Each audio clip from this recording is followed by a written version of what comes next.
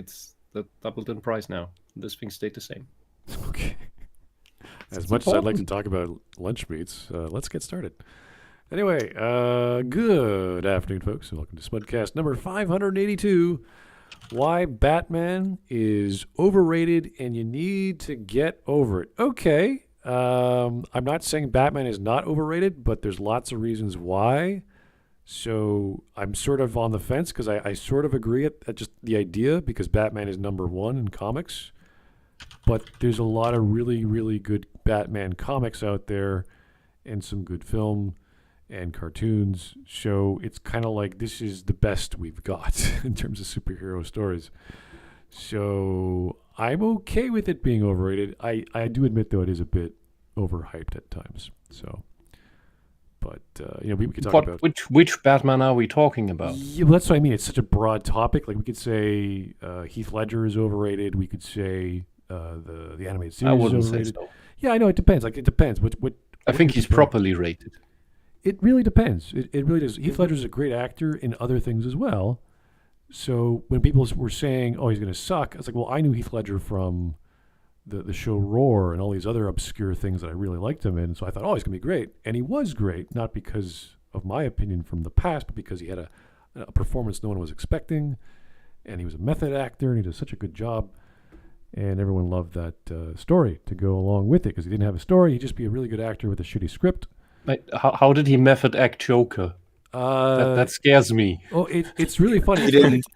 Okay, so the guy who played Two-Face, I don't remember his name, but he was he had a scene in the hospital where he's in the bed and he had no lines, so he was just doing his thing, being in costume with the makeup because it took a lot to do the makeup, and he's just laying there.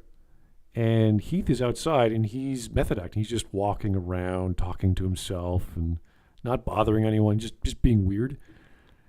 And they're doing scenes together with no talking, just to get like the lighting and the placement and the sound. This is like 30 minutes to an hour, and that's it. And at the end of that, the guy says, or Heath goes over to him. It's like, and that's acting, because they're going through all the motions without actually being filmed. They're doing all the actions. They're doing all the lines in their head.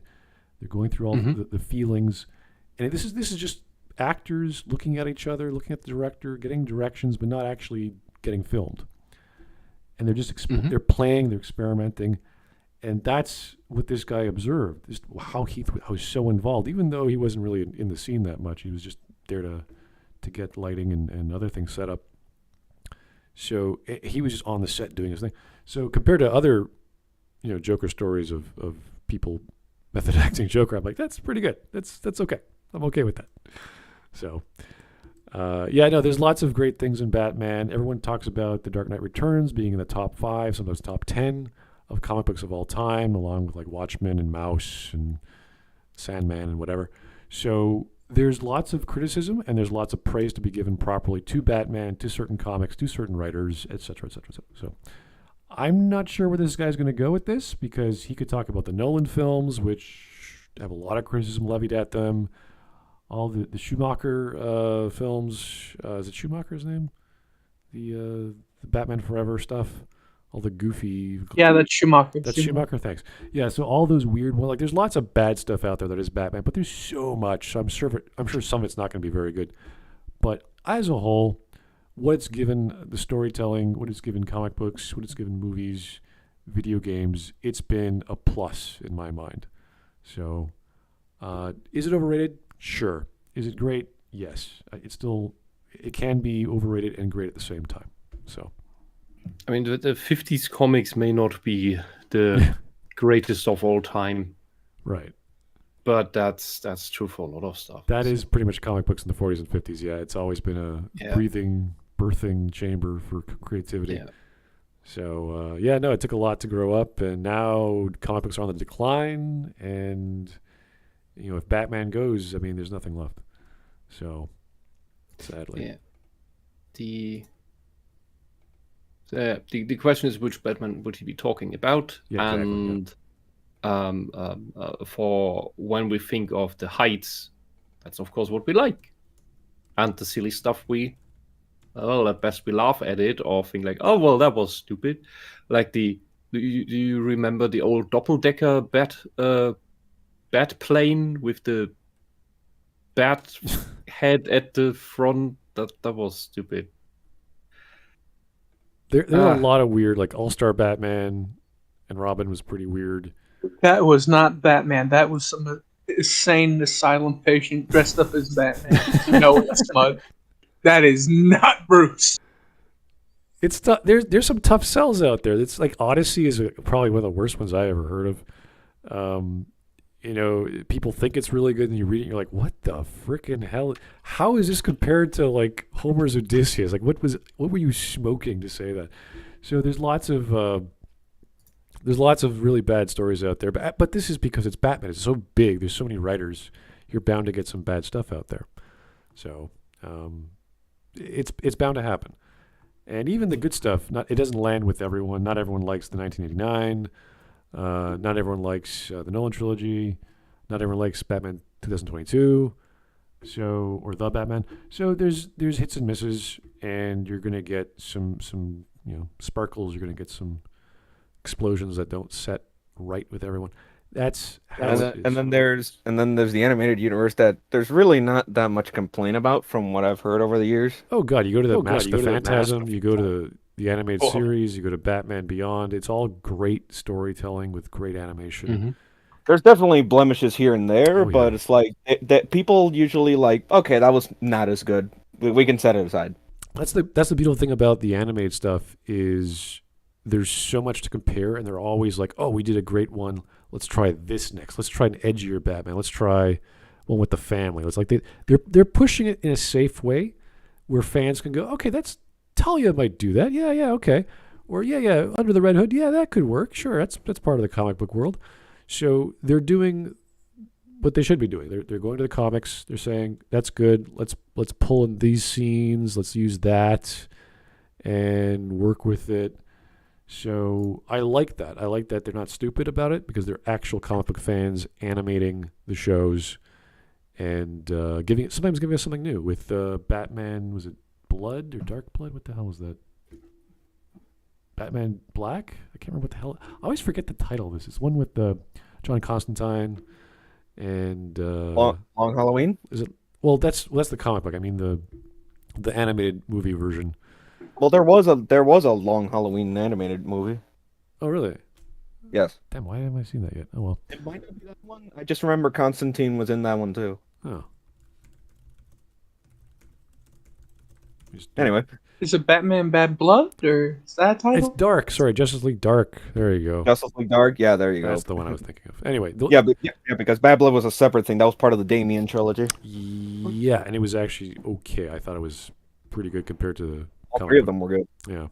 So anyway, this video we're going to be watching is 13 minutes long, done by a guy named Gabe 2 years ago in July. It's got 21,000 views, has 1,000 upvotes and 740 downvotes. So obviously, people are like, "What the hell is this man smoking?"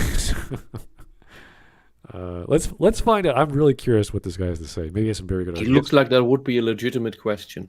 If this man dares diss on the animated universe, I will lay his ass out. Yeah, there's so much we can deploy against him. It's kind of hard not to. Yeah, because We shall see. Those are very simplistic stories crammed into 20 minutes. Yeah, you have to be good. For, and this is important to hear, the argument is relevant for children, because these are mainly adult stories told in a simplistic way that children can digest them.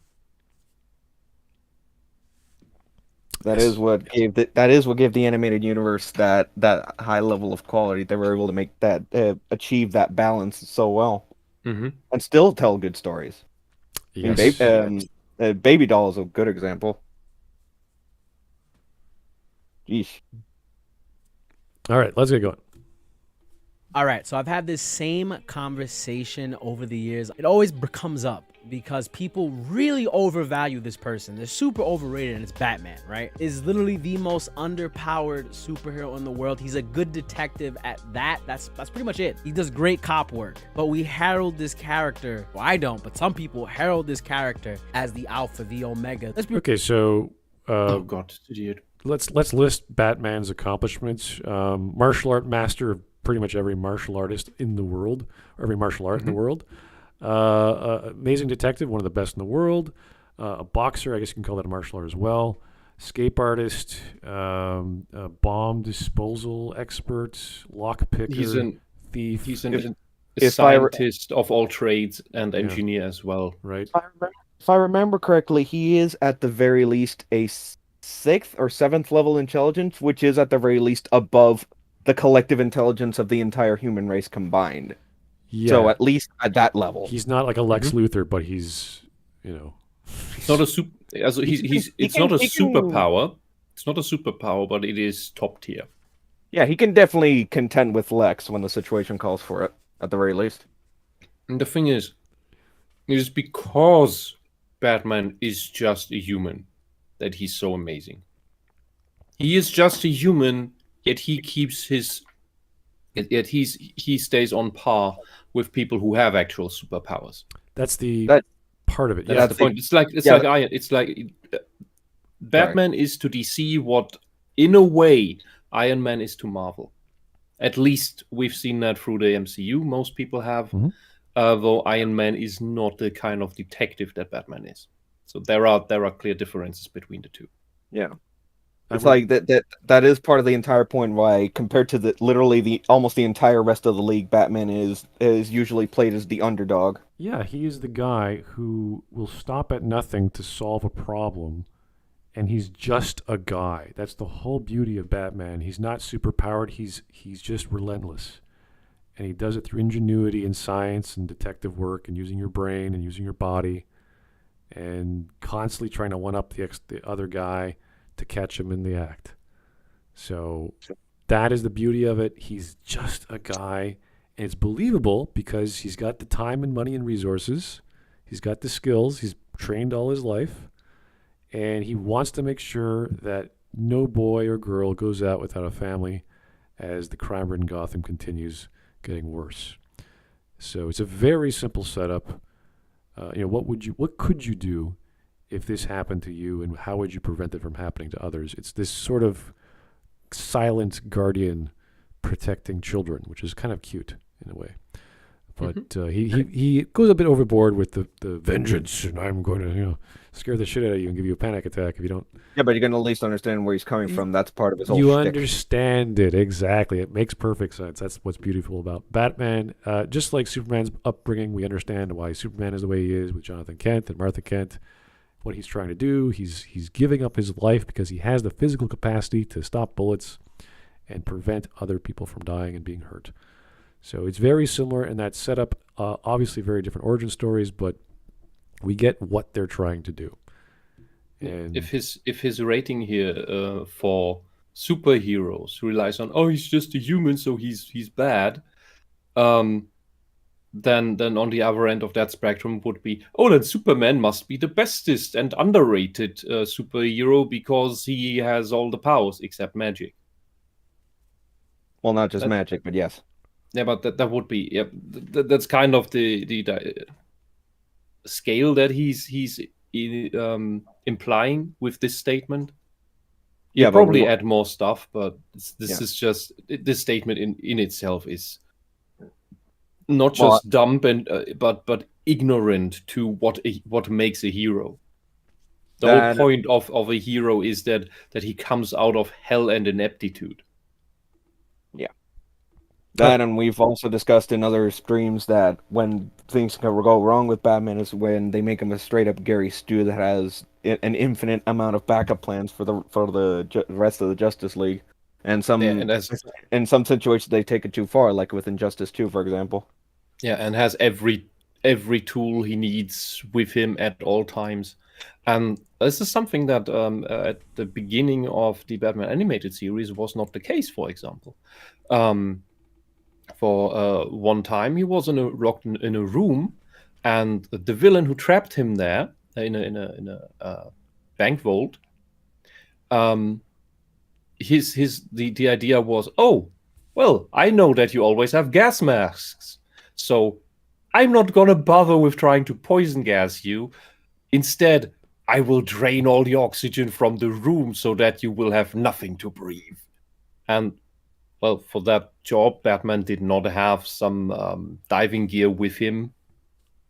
All he would have needed would have been an oxygen tank or something, instead of just a filter to breathe. Which you could also take from, maybe Batman learned from this, and his future gas masks will not just be filters, but will always have their own oxygen supply. So he was actually caught off guard. All right. So Batman's a smart guy, used to dealing with criminals, knows how they think, can plan ahead, prepare, and none of that goofy, shark bat repellent thing or stuff from the 60s. I mean, hey, that was at least with the benefit of hindsight, we can just laugh at that. Yeah, it's funny. It's silly. And fun fact, to the point where even in Arkham City, there's one section of the game where you're dealing with Penguin that actually does reference that. All right. So accomplished dude, smart dude, will stop at nothing to save the day and help people. That's good enough for me. Okay. Here, right? We're not talking about writers writing for Batman. We're talking about the character itself, right? Oh, really? Okay. Let's see what he has to say about this. Compared to The writing does play a part him in that, dealing though. with issues all the time. The most number one things people say is Batman with prep time can beat anybody. And Okay, wait. How do we get from his character as an idea to his superpower, which is prep time? Prep time, the superpower. Yeah. Sure. Foresight, yes. Yeah, so the idea of his character is that he's so motivated because of what happened to his parents. He doesn't want that to happen to anyone else. He goes away for 10 years to become the best at everything, and he comes back to save the city. That's that. The prep time thing is how writers deal with, how does he deal with, extra planar beings and magic and all this other stuff. He prepares for it. That's what the writers would do. I don't know why he's arguing. Well, it's not about the writers, but here's the thing that the writers do. It's like, it's the same thing, buddy. You're arguing the same point. So, in that sense, there's a similarity to Clocking, one of the early villains in the animated series, who's not really a superpower. He's just obsessed with precision. So once he turns villain, he just embraces his OCD, you could say, to the point where he just uses his knowledge of everything, like which train always comes late, so that he can jump on it in time. And for some reason, once you turn the villain, you somehow have superhuman strength or speed because I guess the script needs it. But the explanation for Clocking is then why he can dodge Batman's punches and kicks is that he studied Batman to the point that he figured out how long it takes him to strike so that he can react in advance. It's kind of the idea, which is similar to what Batman does with prep time is everything. Is that in the animated series, or? That's first season somewhere. The episode is called Clocking, and I think that's a villain you could do much more with, but since the episode is rather short, it only has like 2 or 3 instances of him doing something. Oh yeah. Oh, Clock King. It's like I was hearing it as just one word, clocking. I'm just like, wait a minute. Oh, okay, yeah. Yeah, the Clock King. Yeah, now I remember. Yeah, sorry. Yeah. That was an interesting villain idea. Okay, let's go. I think that is like complete BS. It's also a cop-out to always say like, oh yeah, he's Batman, he can do it. How many times have you heard that? He's Batman, he can figure it out. He's Batman, he can do anything. He's Batman. So let's break down why Batman is the most overrated character of all time, and you just have to get over it. First off, I'm not exactly losing sleep over it, so I don't really care. I think this is one of these straw man arguments, and he knows that he's making up shit. Because that was the smile and grin of a liar who knows that he's talking shit now just to stir up controversy so he can get clicks. Yeah, I mean, there are reasons to dislike Batman. The violence at some times where he doesn't like killing, but he has all these like deadly weapons. And I understand it from like a technical perspective. If you're like a martial art master and you have like a knife, but you know how to target parts of the body, because he's also really skilled at pressure points. So it would be like, okay, he doesn't use it to part kill. of martial arts. Sorry? That's part of martial arts. Yeah, I know, At least but some of them. like, obviously anyone can learn to kill someone in martial arts, but there's like deadlier arts and there's more lethal versions. So to carry deadly weapons is like, yeah, you would still have them for specific reasons, but you wouldn't go around slashing people's wrists and stuff. So it's like, okay, fine. But he has like missiles and bombs and all kinds of other really like nothing to do with martial arts. Just I need to break a wall, which ends up like taking off an entire building, and then people in the building might have died, but apparently not. Rubber bullets. Rubber bullet Batman. Yeah, that's kind of dumb. I hate those things. Yeah, the bat tank from Arkham Knight. From Arkham Knight, That's always. stupid. Oh my god! You see this freaking missile just like hit a building, and everyone just so dumb. explodes. You're like, okay. So stuff like that They're is all- definitely a problem. Don't worry. Batman, who doesn't even want to kill the criminals, surely would endanger the collateral. That makes sense. Okay. For someone who always has a plan, who's always prepared for any scenario and any No, given no, time, no, no, any no, no. given hour, He and has to every make them. given day. This man can't You already seem got to it wrong. figure out petty crime in his own city. Wait. Petty crime? Wrong. Uh, I think if I have an idea what his implication here is, with figure out petty crime, he doesn't mean petty criminals, which is something that he does deal with. It's what he mostly deals with, by the way, like most superheroes. It's just that when we get episodes, that's the interesting stories. Because if you have every weekend, you get the episode where, Batman stops a few burglars and purse thieves. Yay, how interesting. So you do that once in a while in the background or something. yeah, I don't think. What he means with solving petty crime in his hometown will be this commie bullshit of there is still crime. Yeah, even in Batman 2022 or the Batman, sorry, the opening monologue is like, "I can't be everywhere," or like he can't do everything. He's he has to choose his targets very specifically, and he can't solve the problem. He could just alleviate it.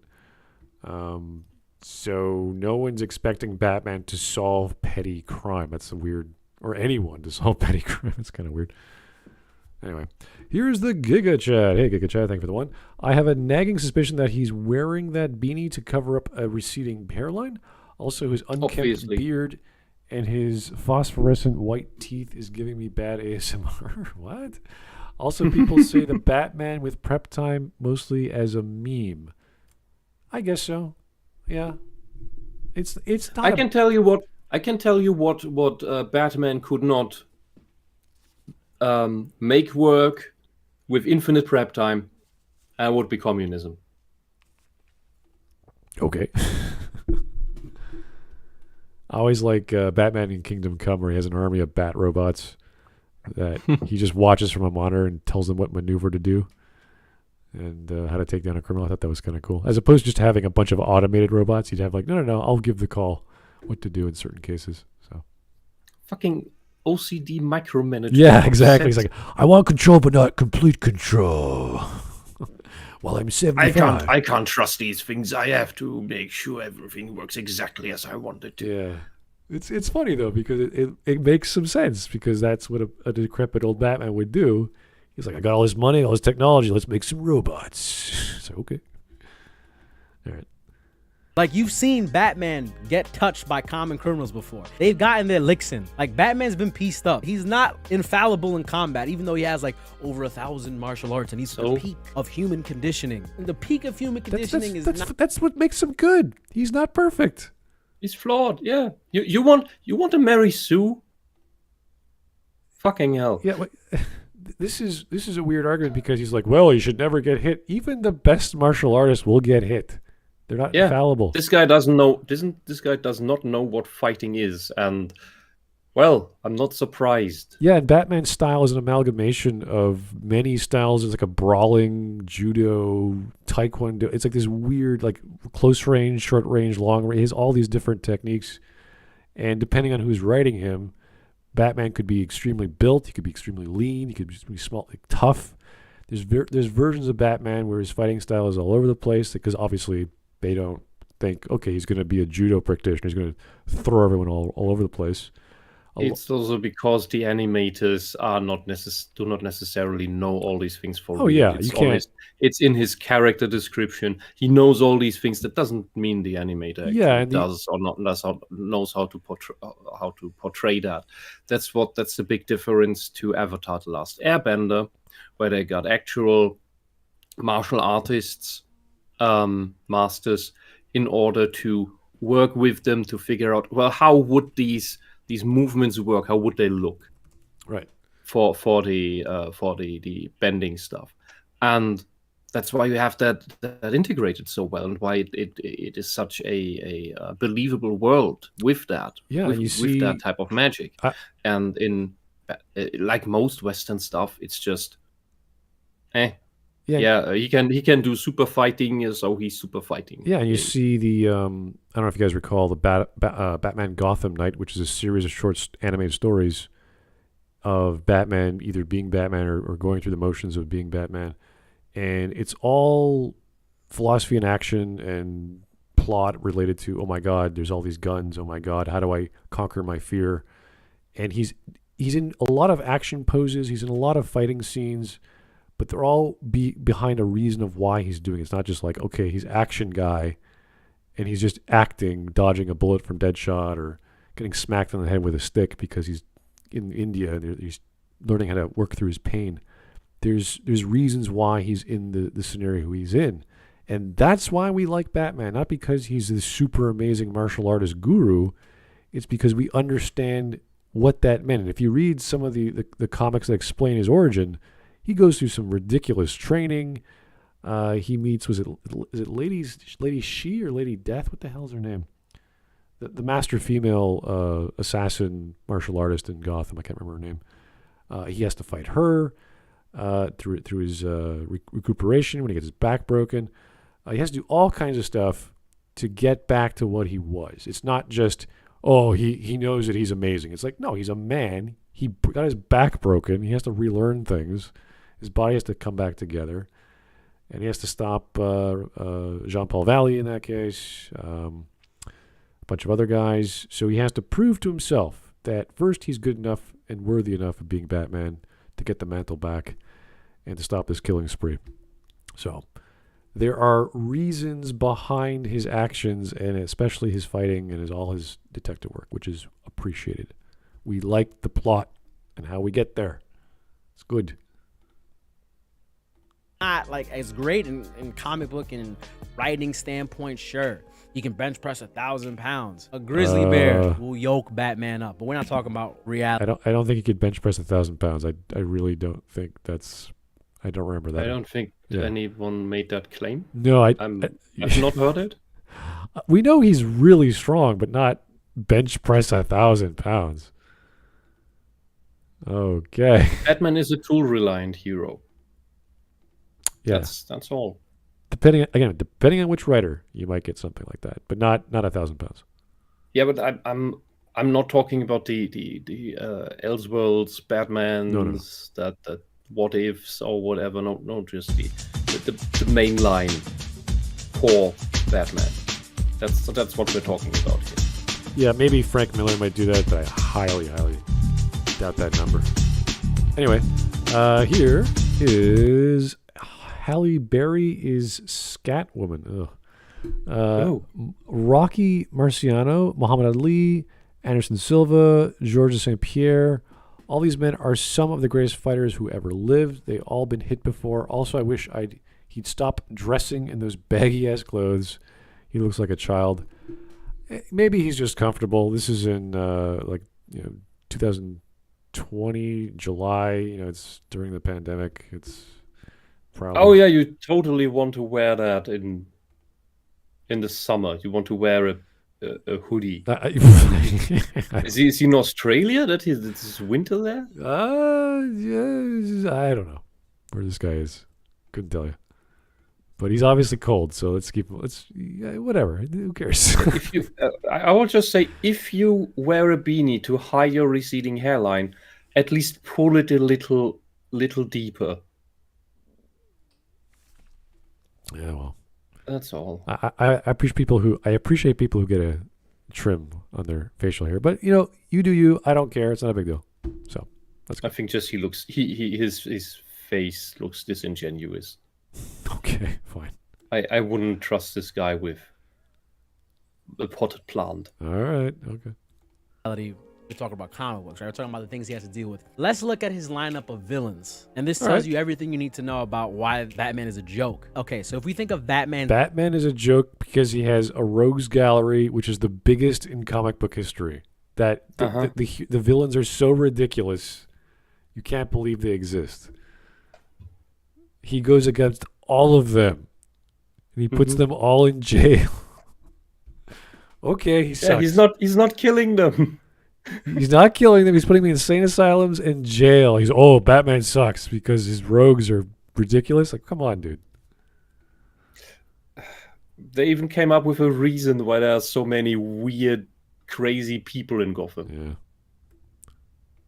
His main villains, right? Who we got? We got Joker. We got Ra's al Ghul. We got the Riddler.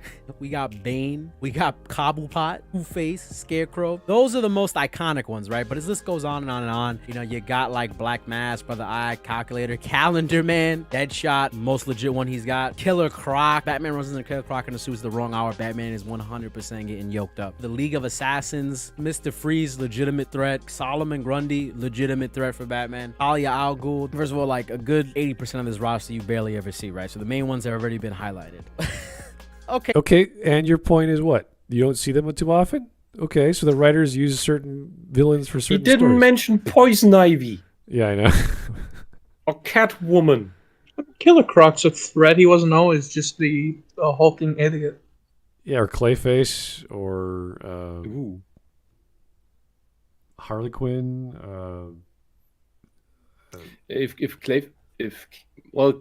Harley is more the sidekick to a villain. Yeah, sure.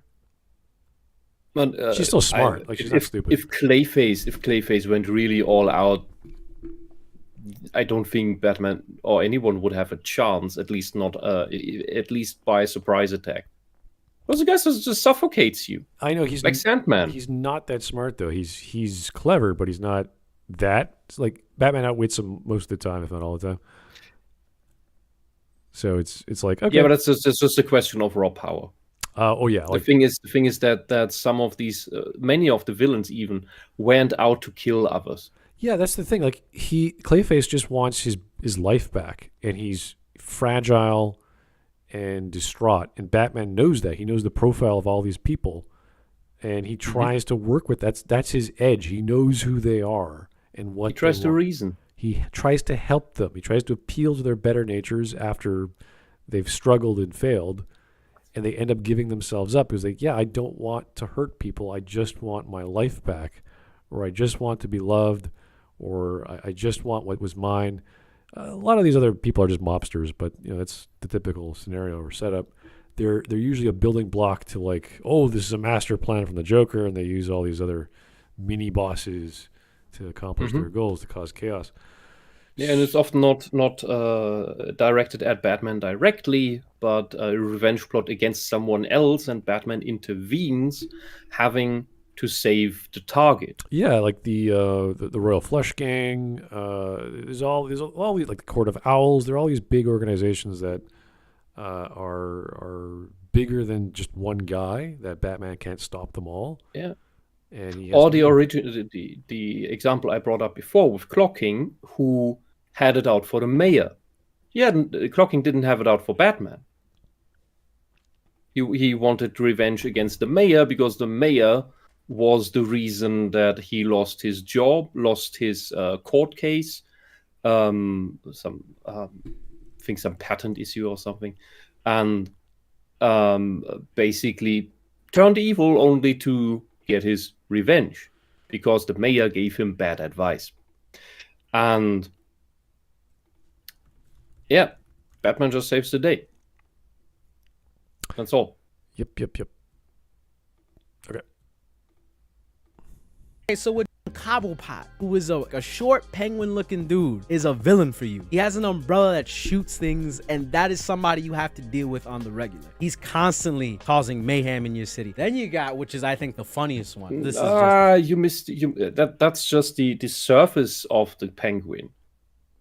The Penguin is a crime boss. That's his actual villain power, if you will. Yeah, this is the beauty of. He's the mafia. Yeah, there's lots of crime bosses throughout Gotham. He's one of the more eccentric ones. So he's more of a public-facing one, whereas you've got the Joker, who's apparently a crime boss, but he has his own underground stuff. The Court of Owls, of course, is they're aristocrats who technically aren't crime bosses, but they pull the strings anyway. So there's the League of Shadows that they have infiltration in areas of Gotham. There's all kinds. It's all kinds of scum and villainy, and that's the beauty of Gotham. There's just all these seedy, bad, disgusting places filled with crime, whether they're on the docks of or a warehouse on the docks, or it's some club downtown, some rich developer. They're everywhere. It's just filled with villains. Yeah, in the animated series, which he's probably taking most of his stuff from, in the beginning you also have another recurring villain, which I think is a mafia boss. What was his name? Rupert Thorne, yeah. Yeah. That guy doesn't have any superpowers. He doesn't have any tools or anything. He's just a mafia boss who I think he makes his money in stocks or something.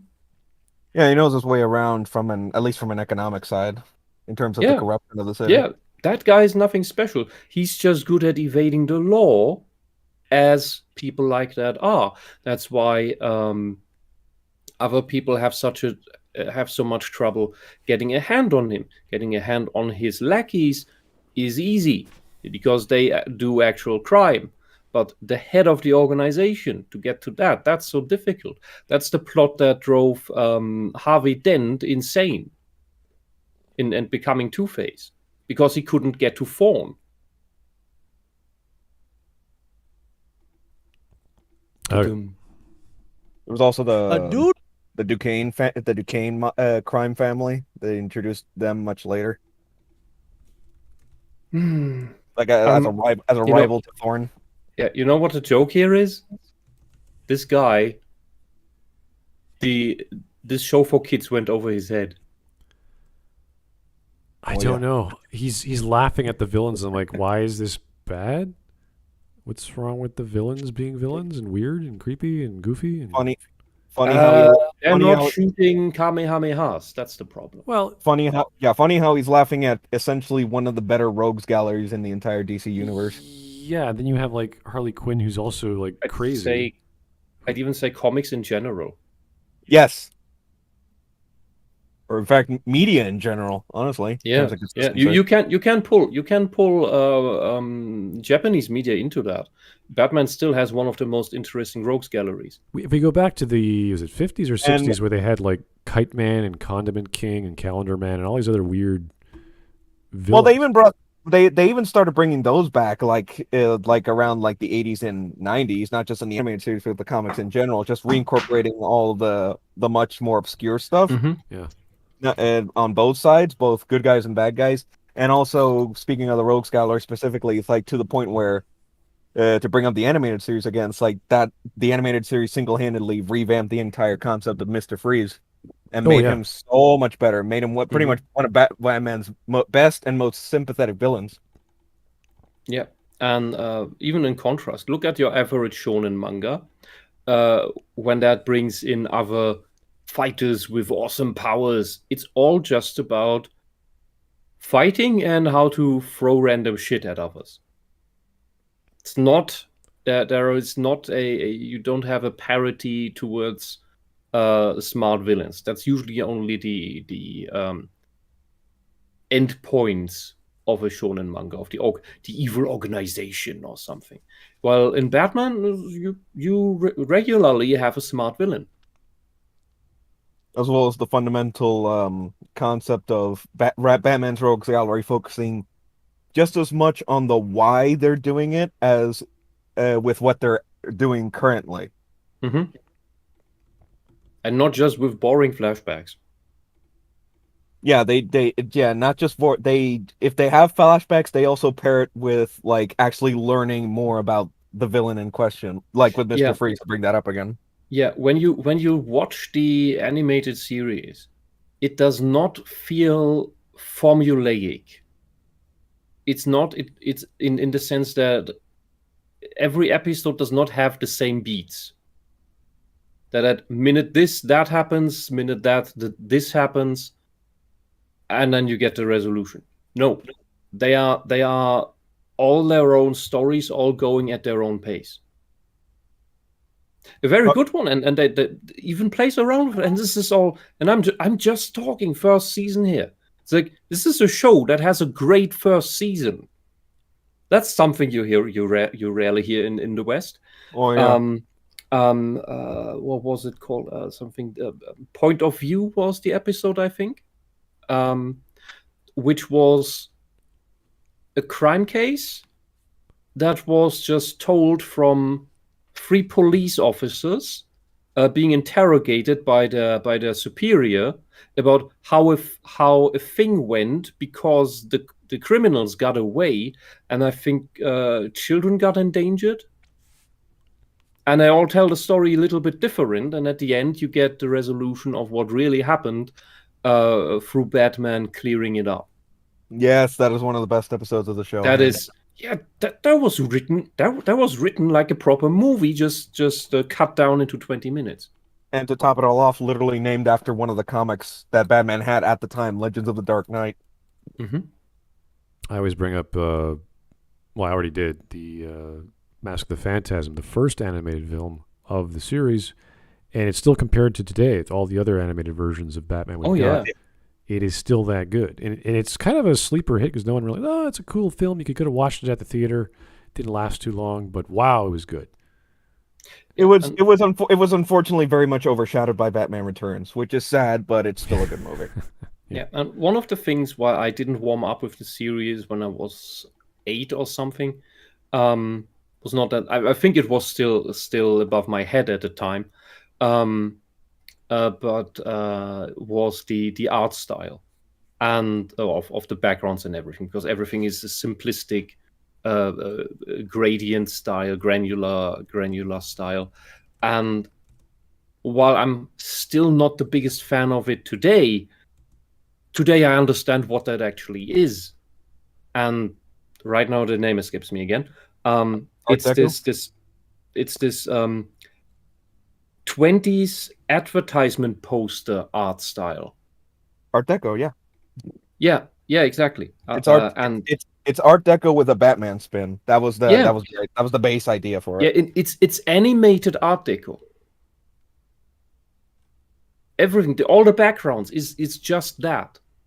You pause on any frame, and that's what it looks like. It looks like one of these old posters.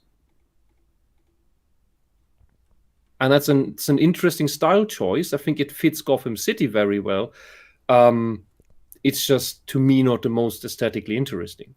It fits so well with the concept of Batman, to the point that they even painted all of those backgrounds on black paper just to emphasize the much darker tones. Oh, really? That's interesting. Well, it probably also saved a lot of ink. Yeah, and since the show was at night anyway, they figured just that for the sake of unifying the art more, it's like they decided to use black paper since it's at night anyway because it's Batman, and it worked out. Yeah, and some episodes were simplistic. Other ones were very complicated with the animation. I don't know if you guys remember the first season. Was it the second episode they did? what was it? Heart of Ice, with the one with Iceman. It was Freeze. Oh yeah. Like that was like, oh wow, that was great. And then right after that, they had Clayface story, and they just blew the budget on the animation for Clayface, which is I think episode 4 or 5. It's a 2-parter. You're right. They literally completely blew the budget for that specific episode. But but we can agree it paid off. It was yeah. amazing. Like you watch that, like this is not walk cycles and people using frames. This is every single scene is animated, like with the clay moving around, and in the scene in the what was it, the TV room? I don't know what that you call, the control room with all the television screens right at the end. Like that was where Basil has the whole identity crisis. Like, I don't know who I am. That was nuts. Like drawing that every frame would have drove someone crazy if they did it. So yeah, I mean, and they emphasize it with Clayface himself going crazy from the identity crisis. Yeah, that was movie level animation. Yeah, it was really good. So when you get that, you got the introduction to Mr. Freeze going, holy shit, this dude's really cool. And then you get a Clayface story by Shapeshifter. You're like, holy crap. When they show it all, it's not just cheap 2-frame animation. This is like, 30, 60 frames per second. Like, holy shit.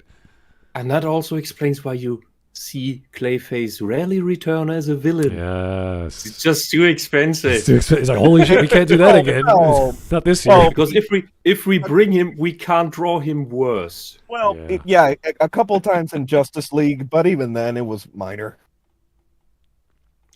All right. Yeah, well, because you said when you do that, you set a standard. So the quality for the storytelling was balanced by the quality of the animation and the art style, and it was one of the best parts of the early '90s for storytelling on Saturday. Was it Saturday morning? Yeah, the Saturday morning TV. Yeah. And it was so good. So if this guy says like Clayface sucks or whatever, it's like, well, he's not the most interesting character, but he's got enough motivation for us to keep interested to see what he's going to do. So I don't know. He's going to have to sell us on something here. Let's see. The Rogues Gallery's no good. Okay.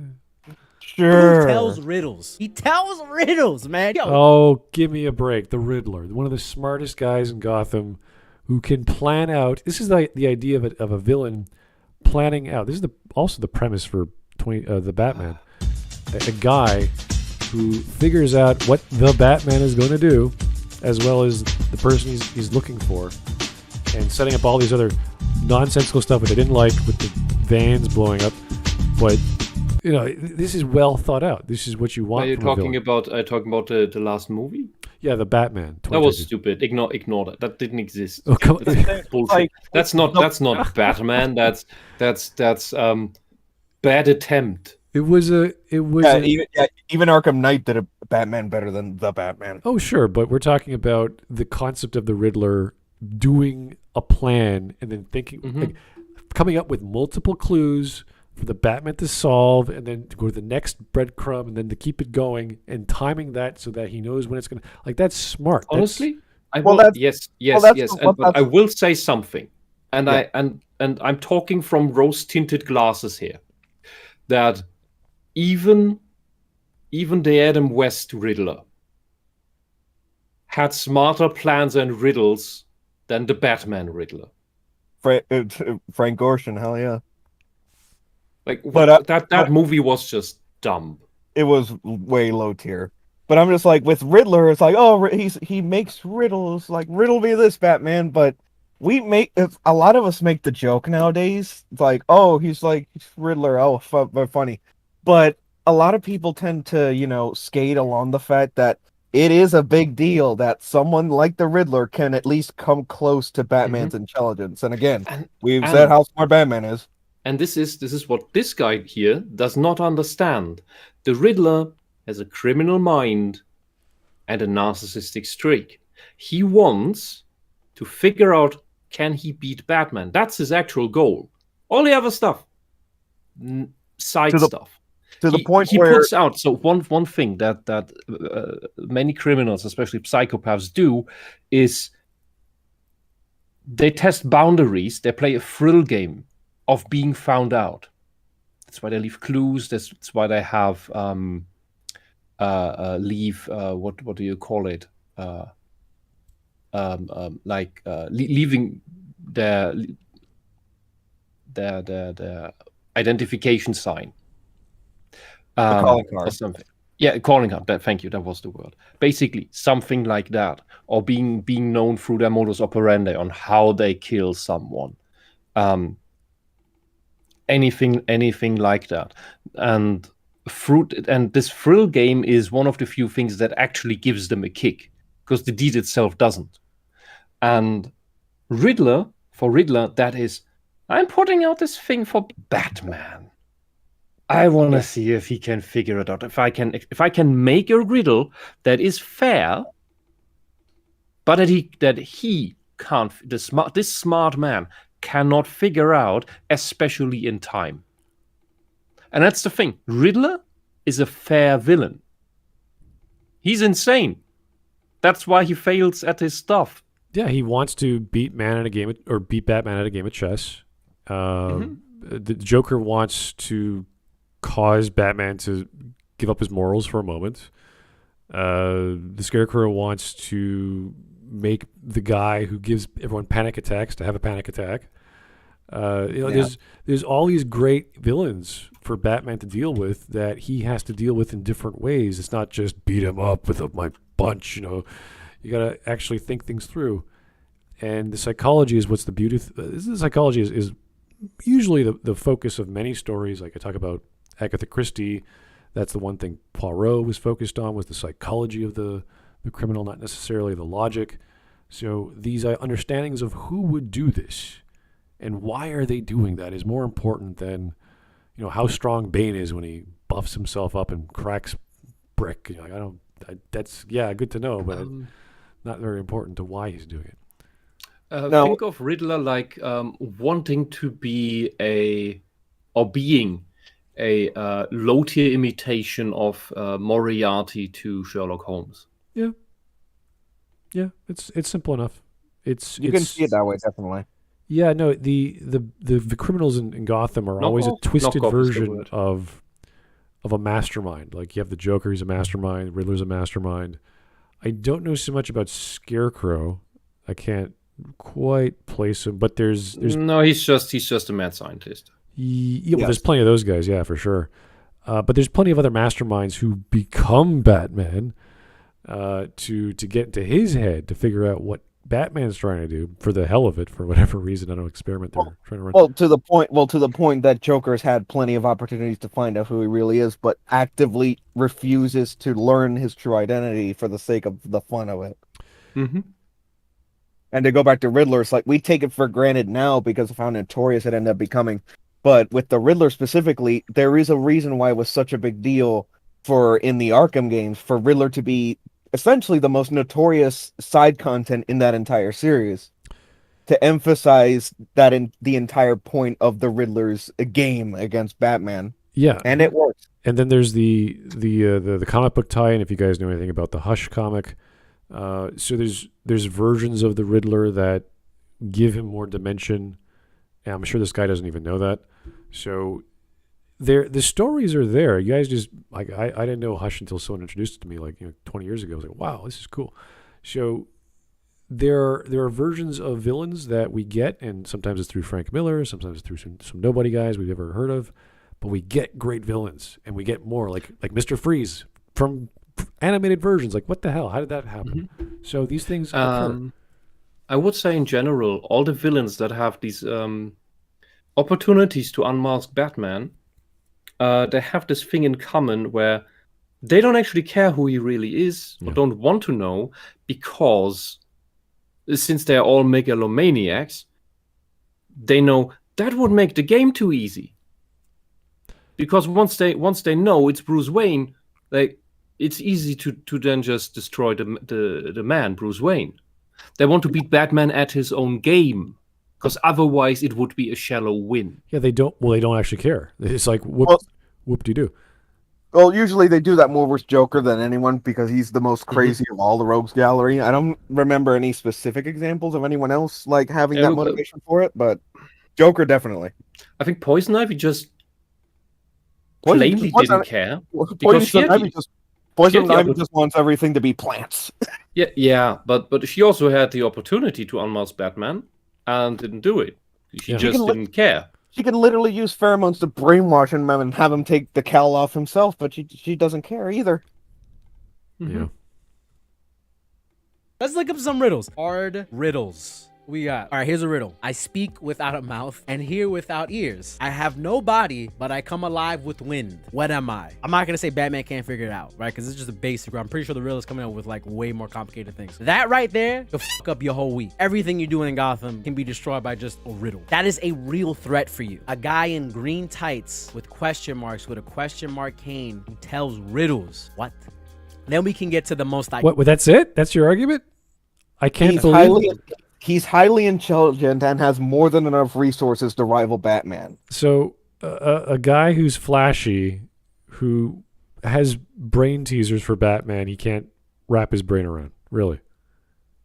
Okay. He's treating it as if that Flash has nothing to back it up when there clearly is plenty to back that pizzazz up. Yeah, and you can expect someone as smart as Riddler to make tons of money in ways you don't even know. Yeah, if you're evading the cops, he makes Riddler, good on his threats.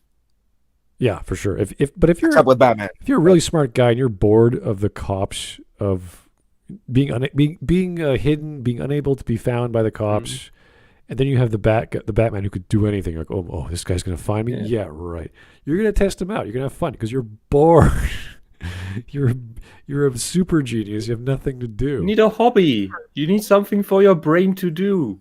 Otherwise, this is actually a problem for highly intelligent people. Because if your brain gets bored, it either gets depressed and nihilistic, or crazy the other way around. Yeah, this is a message. Your brain needs some. If you're smart, that's the curse of high intelligence. Yeah, you need something to do. This is one of the messages of guys. I don't know if you've read Brave New World by Aldous Huxley, and the idea is that they can breed humans of certain intelligence. So I think it was the alpha, or was it the A type A humans, and they put them all on an island, and they only bred type A. So there's these super smart guys. They ended up making a great society, but it broke away because all the smart guys wanted the difficult jobs, not the highest paying jobs, but the most complex, requiring brain power jobs, as opposed to like managers and whatever. So they wanted to use their muscle because they were so bored all the time.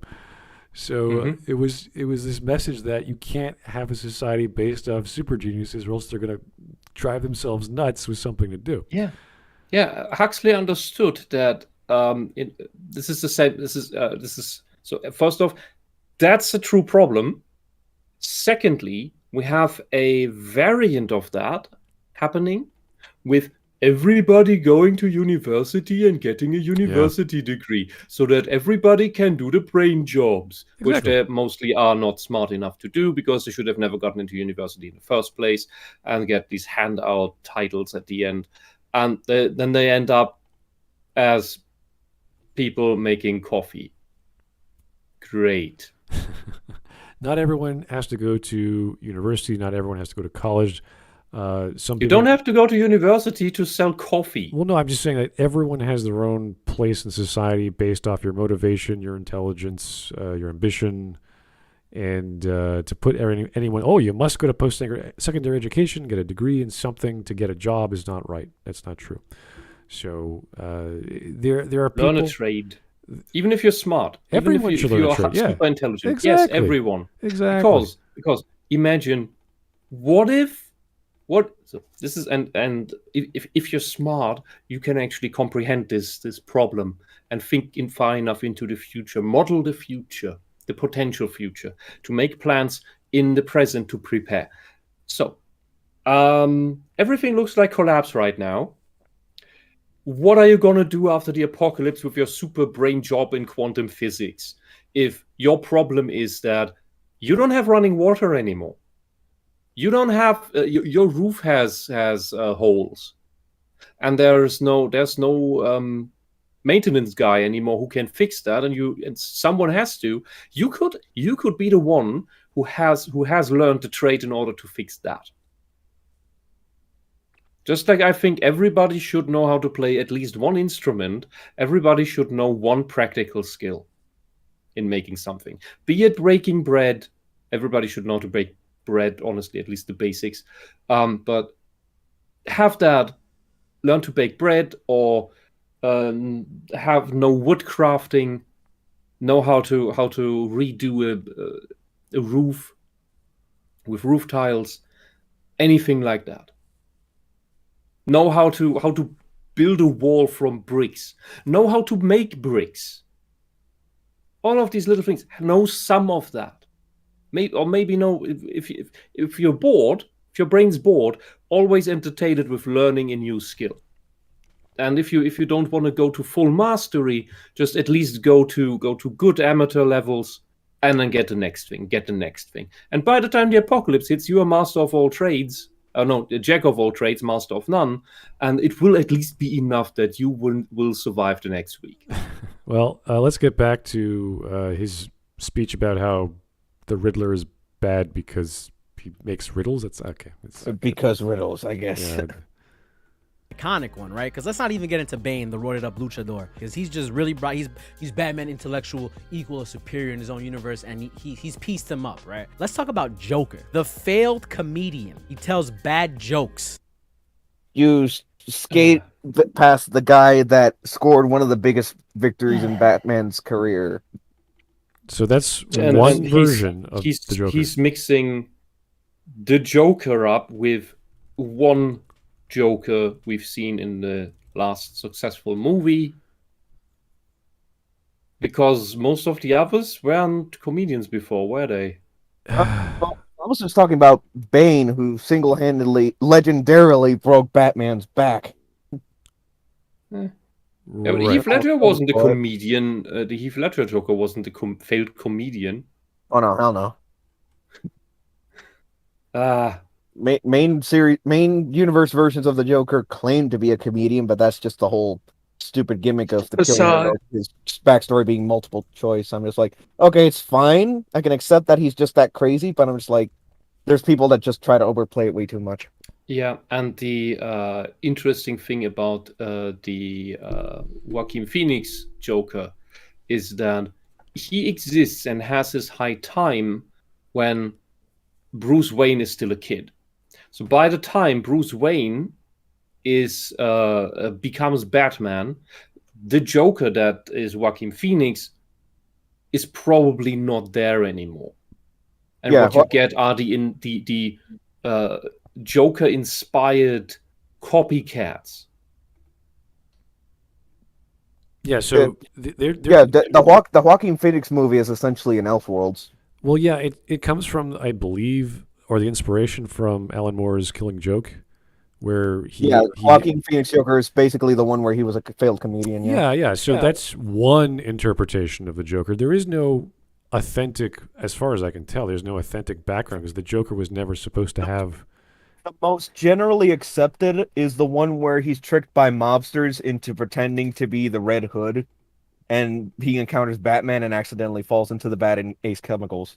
Right. That's the most generally accepted by both fans and by main universe DC writers. Yeah. That's the closest to a confirmed backstory we've ever gotten. Yeah, Alan Moore has his moments.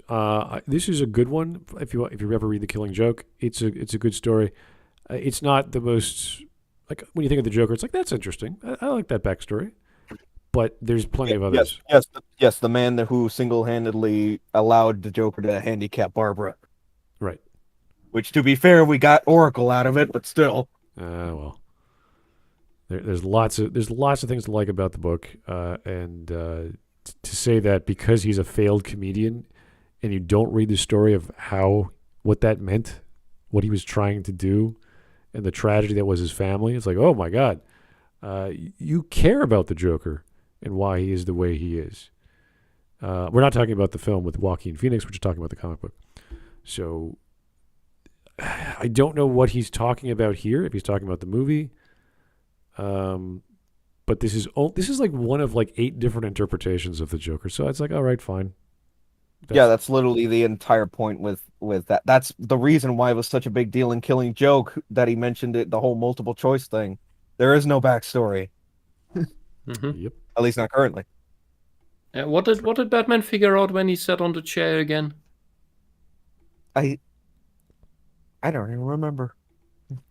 That Joker is not one person. That's not a bad. That's not a good memory of the Batman. Well, that's even as far back as the actual comic, though. Yeah. Well, to be fair, that was building up to him like giving his admission at the end that he legitimately does want to help the Joker get better in that version of the story. Yeah, but which can be an interesting story in and of itself. It just you have to play it a certain way so that it makes sense to for Joker. reveal it in that sense, and then for Batman to freak out and get off the chair and be like, "Oh my god, what is happening?" It's just the bizarre moment that logic escapes me. It's like, Batman, you have the answers to everything, and you get off the chair to go figure them out yourself. Like, what are you doing? Why are you even here? Why are you doing this to me? Stop it! Makes no sense. Oh boy. Anyway. Right? But no, the thing about Joker is he's unpredictable. So you mean to tell me that this man, Bruce Wayne, Batman, can have plans to stop the Flash, right? Because apparently Batman's got the keys to everybody in the Justice League, right? Martian Manhunter, Superman, the Flash, who moves faster than the speed of light tens of thousands of times, who literally has his own dimension of speed he can run in, whose brain also operates on the same speed hardware, right? He is speed. He is Lightning McQueen. You have plans for that guy who can end anything you've ever done in an octosecond. Like before the neuron sends the signal to your brain that's happening, you're already gone. But this dude, the Joker, you can't figure. What did he say? So he's trying to compare. Octosecond? He's trying to compare. I don't know if you guys remember. Was it Endgame? What the hell is the name of the comic where Batman has all these contingency plans? Comic. Which one is it? I remember Justice League Doom, the animated movie, introduced the backup plans for that. Oh, I meant the comic where it originally was. I don't remember the name. I forgot to. Yeah. Yeah. It was probably a Justice League story, which it would make more sense for it to be than that. But yeah. So Batman, he's comparing Batman's plan for particularly the Flash, who is unpredictable. Even Batman says no one can plan for him. That's the Speed Force. Yeah, but that's the thing is that no one can stop. Like if Batman has like 20 plans for the Flash can still walk in and vaporize his skull if he wanted, Barry wanted to. Like, it's not a big deal. So he has plans against everyone if they work in a certain way with certain conditions met, because he knows the Flash the same way he knows everyone else. He continues setting up a trap doesn't mean that what you want to catch steps into the trap, or in the certain way. With the Joker, he continuously captures the Joker continuously. The core thing with the Joker is the fact that he is just that much of a wild card, literally. Right, and he understands that to a point, but he still doesn't know exactly what's going to happen, aside from certain storylines where he does predict his next move. So it depends which writer you're looking for, and it depends what Batman's trying to do. When Batman wants to incapacitate the Flash, there's a certain series of events that have to occur for Barry to be stuck. And what was the thing for Barry? What did he do? He was it? It wasn't poison. It was a bomb. Was it paralysis? Was it? Oof. I don't remember. Paralysis, was it? I don't remember. It was some bomb, or I can't remember exactly what it was. He has to keep traveling, or else the bomb would go off. I can't recall exactly what the thing was. No, well, was that one of Batman's plans, or was that someone else? Well, it was a modified version, so it became deadly. So yeah. That was Justice League Doom, where he had to keep moving, or else he'd explode. Yeah, so he had to keep doing a thing so that he would be away. And if you go through the is it the video game? I can't remember what did this. This whole hour recording of Batman going through every single Justice League member and describing what you would do and how you would do it. We did that way back in one of the Superman Smudcasts. That was the Agamemnon contingencies. Yes, I think you're right. We you remember the why is Superman the worst superhero of all time? We watched that at the end of that Smudcast. Oh, we watched the yeah. Agamemnon contingencies That was video. for fun because the other video was so I bad. think, if I remember correctly, that's most likely from DC Universe Online, but I'd have to double check. Yeah, so let me just go over this. So, one Planet Batman was created with Clark was nanites. kryptonite. So, if injected near the neck or the base of the spine, would cause the Flash to become completely disoriented and suffer a seizure, while at super speed, easily putting him off balance and misdirecting him, causing him to crash into the nearest wall or hard surface at the speed of sound, leaving him unconscious. Batman has also tried developing a device which harnesses extremely cold temperatures, which, if used against the Flash, would rapidly slow his metabolism, leaving him without his super speed. So he has these plans. Which are, if I remember correctly, for that freezing plan, he sometimes bases it off of either Mr. Freeze's tech or Captain Cold's tech. Right. So these plans aren't perfect. They haven't been tested, and they're all like, what if the Flash goes rogue? We have to stop him. And all of these contingency plans come from years upon years of Batman knowing the Justice League members, studying them closely for almost the entire time he works with them, because he is also a part-timer because he wants to focus mainly on Gotham, and also taking into account any possible situations that the other Leaguers might encounter when it comes to facing someone or something that specifically goes after their weaknesses, that Batman is there to witness and take into account. So there's that whole build, that entire. Yeah, sorry, go ahead. Yeah, it just doesn't. Just because he has contingency plans doesn't mean that they'd work. Yes, and it also takes him, I dare say, decades out of the entire time he's known all the other members of the Justice League. He doesn't have those plans like at the snap of a finger the moment he meets them. He might observe them before meeting them, which has been the case in a couple of interpretations of the League. But it's only because he knows them that he's able to come up with those plans. Sometimes thanks to their own help, like with Superman, the kryptonite Bruce has to counter Superman. In many versions, Superman gives him that kryptonite himself. Yeah. So, and with Joker, there are multiple ways to stop the Joker. He's just a guy. He leaves himself open because the Joker wants to be stopped. The Joker wants Batman to kill him, or at least break his rules and have him turn as crazy as he is in some regard. So that's the goal. It's part of the process to get captured so that he can get captured again. And this time he's going to pull up an even crazier stunt. So Batman says, "Okay, now I have to stop him for good." Yeah, he wants to drive Batman over the edge. That's the point he wants to prove. Yeah, and at the same time, during like the interims, like pulling more strings, gathering more resources that he can come up with bigger and grander plans against Batman. Right. So, keep the cycle going. So there's lots of nuance to Joker doing what he's doing and why Batman has to be careful around him, and not kill him. Yeah, there is a point where it takes minimal effort, but that's just because Batman's seen all his shit and knows what's coming for the most part. Yeah, and on a side note, Batman's contingency plan for himself being, oh, well, that's all you guys, while having contingency plans for them, makes sense and is not, it's laughed away oftentimes. But it makes sense because he knows not all of these plans will work, and on top of everything, he is just human, while the other members of the Justice League have actual superpowers. That, and the part of the plan is also for the League to go after the people he cares about, because that ties back into his entire motivation for being Batman in the first place, which is not being able to protect those he loves. And for the Justice League to go after, like, Alfred, Jim Gordon, the Robins, Barbara, whoever, that, if he really has gone rogue and the League goes for that backup plan to take him down, that's going to get to him, because that's his entire motivation for being Batman in the first place, and he knows it. Mm-hmm. All right. Good enough for me. Let's keep going.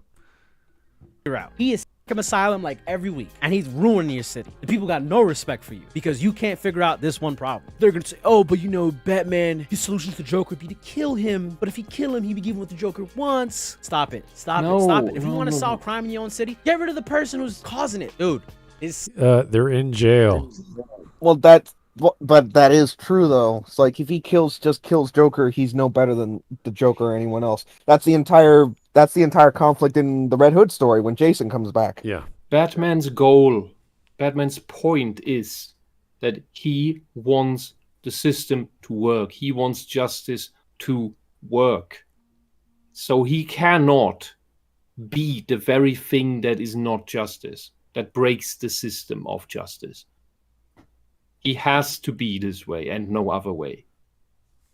Otherwise, he'd be trying to create something that he cannot be the paragon of himself. Yeah, this is the guy who says, you know, Batman versus Superman. Well, Superman would win. Like, it's not even a question. It's like, okay. Yeah, because the thing of that is, if he did break his own rules, then he would admit that the system can't work through his action, and that's what Joker wants. That's what also made it such a big deal when Jason came back, because Jason did want to take the easy way out, and that was pretty much one of the biggest challenges in Batman's career up to that point. Just with Jason coming back as the Red Hood. Also a very good movie. So. Oh yeah, Arkham Knight did it so dirty. Yeah.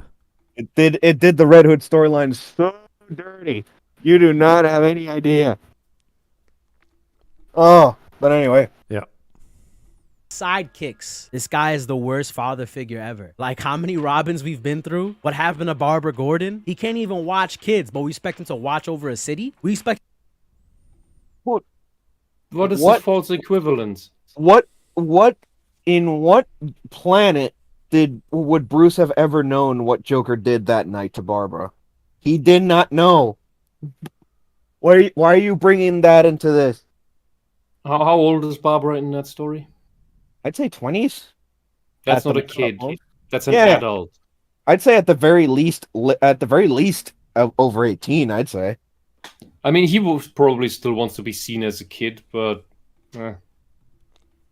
You want to bring the Robins in this. I am so sick that in the West, more and more, the media is saying, and normal people are running with it, that over 18-year-olds are somehow still kids. Yeah, and over 20-year-olds, mid-20s, and they say, oh, they're still kids. Some tragedy happened. Oh, they're still kids. Oh, no, they're 25. You want to? The women are at the end of their peak at that time. Yeah. Like, fucking hell, those are not kids. Yeah, and he wants to bring the Robins in this. I literally just mentioned Jason earlier. That's why it was such a big deal for him to come back, because it was one of the biggest mistakes in his entire career as Batman, coming back to bite him in the ass, and he had to deal with it directly. My dude. And a reason to take these also crime fighters in is this is Gotham City. It's better to fight together than alone and leave these other people to do that, and to leave them to their own devices.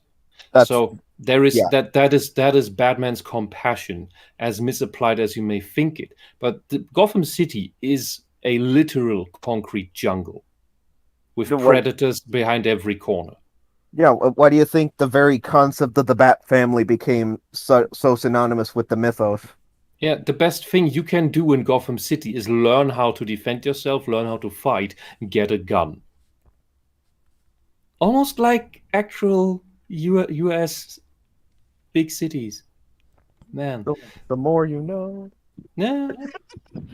And the last you want to be is be a doormat in Gotham City, be prey, because then you will just be the the target of adult bullies with knuckle dusters and guns and maybe crazy magic devices. He's saying that Batman's a bad father figure because he goes through so many sidekicks. It's like, okay, if he did not raise these kids, they would have been left alone. Would have been worse off without Bruce. Probably literally criminals, murderers, etc. Okay, let me at least give 3 examples. Dick Grayson, he lost his parents pretty much in a very similar way to Bruce did. And the one thing that one of the many things All-Star Batman and Robin did dead ass wrong is for Batman, instead of comforting Dick at that moment of weakness, which Bruce didn't have when he was a kid, he instead goes after the crook. Bruce would never do that. That's why Bruce in the main history goes directly to comforting Damian because Dick, because Bruce never had that. And then the big deal with Jason, everyone hated his guts when he was Robin. But after he died and was resurrected post-Crisis, they made up for it by writing him as a more of an antithesis to Batman's own rules. And he came out all the better for it. And then Barbara, without Bruce's knowledge, Joker handicapped her, all to get to him and to Jim. But ultimately, Barbara ended up coming out all the better for it as Oracle. They did make up for that mistake in the end. So you want to bring the Bat family into this? Well, guess what? They're all better off. They are all better off with Bruce than without. Yeah. And Matthews in the chat says Gotham can't be saved. It's a cursed land, like literally. As true, they put a backstory as to why Gotham is so bloody crazy with so many crazy criminals bustling around there and just popping up, and that is regardless of whether Batman exists or not. Was it the whole thing with the Lazarus pit stuff in the water? Yes. Yeah. But look at criminals like Clayface or the Clocking or Mr. Freeze. They came into being without any of Batman's intervention.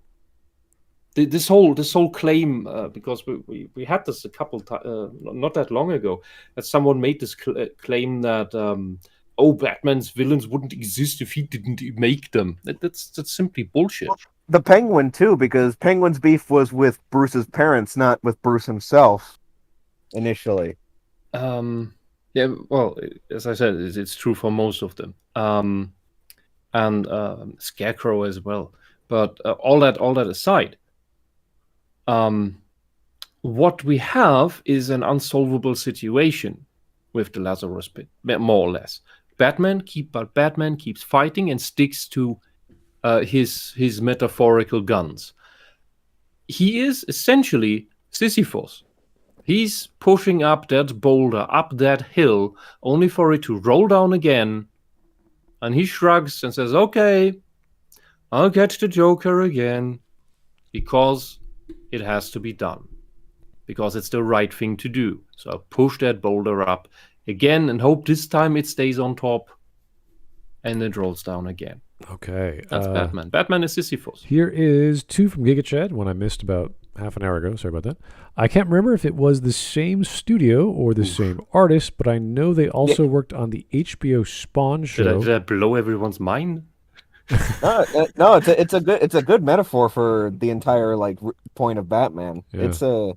That's a pretty good point of reference, I'll say. Okay, I'm gonna read 2 super chats from donations from GigaChat I missed. This is from half an hour ago, so I do apologize. I can't remember if it was the same studio or the same artist, but I know they also worked on the HBO Spawn show using black paper to animate, and it was in the 90s on HBO, so people were dropping slurs. There was violence. It was a great show. Yes, the Spawn was definitely... I don't remember if it was the same studio, but Yeah. you are right that they used the same dark deco technique with the black paper. That is true. Oh, cool. I haven't seen a Spawn cartoon. That probably didn't run in Germany. Was it too violent? It's fine. It's Pretty not good watch. great. It's not bad. It's cool. Nice I don't remember. I don't remember if Keith David was in the cartoon, but Yes, he was. He was. And okay, yeah, hell yeah. Yeah. I want to make a joke about using black paper to make your edgy cartoon. I can't think of one. So Okay. just imagine one here. All right. At least you know it works. And why are there pictures of sandwiches in the chat? What the hell? Oh, that was, what the hell's going on? It's sandwich cast.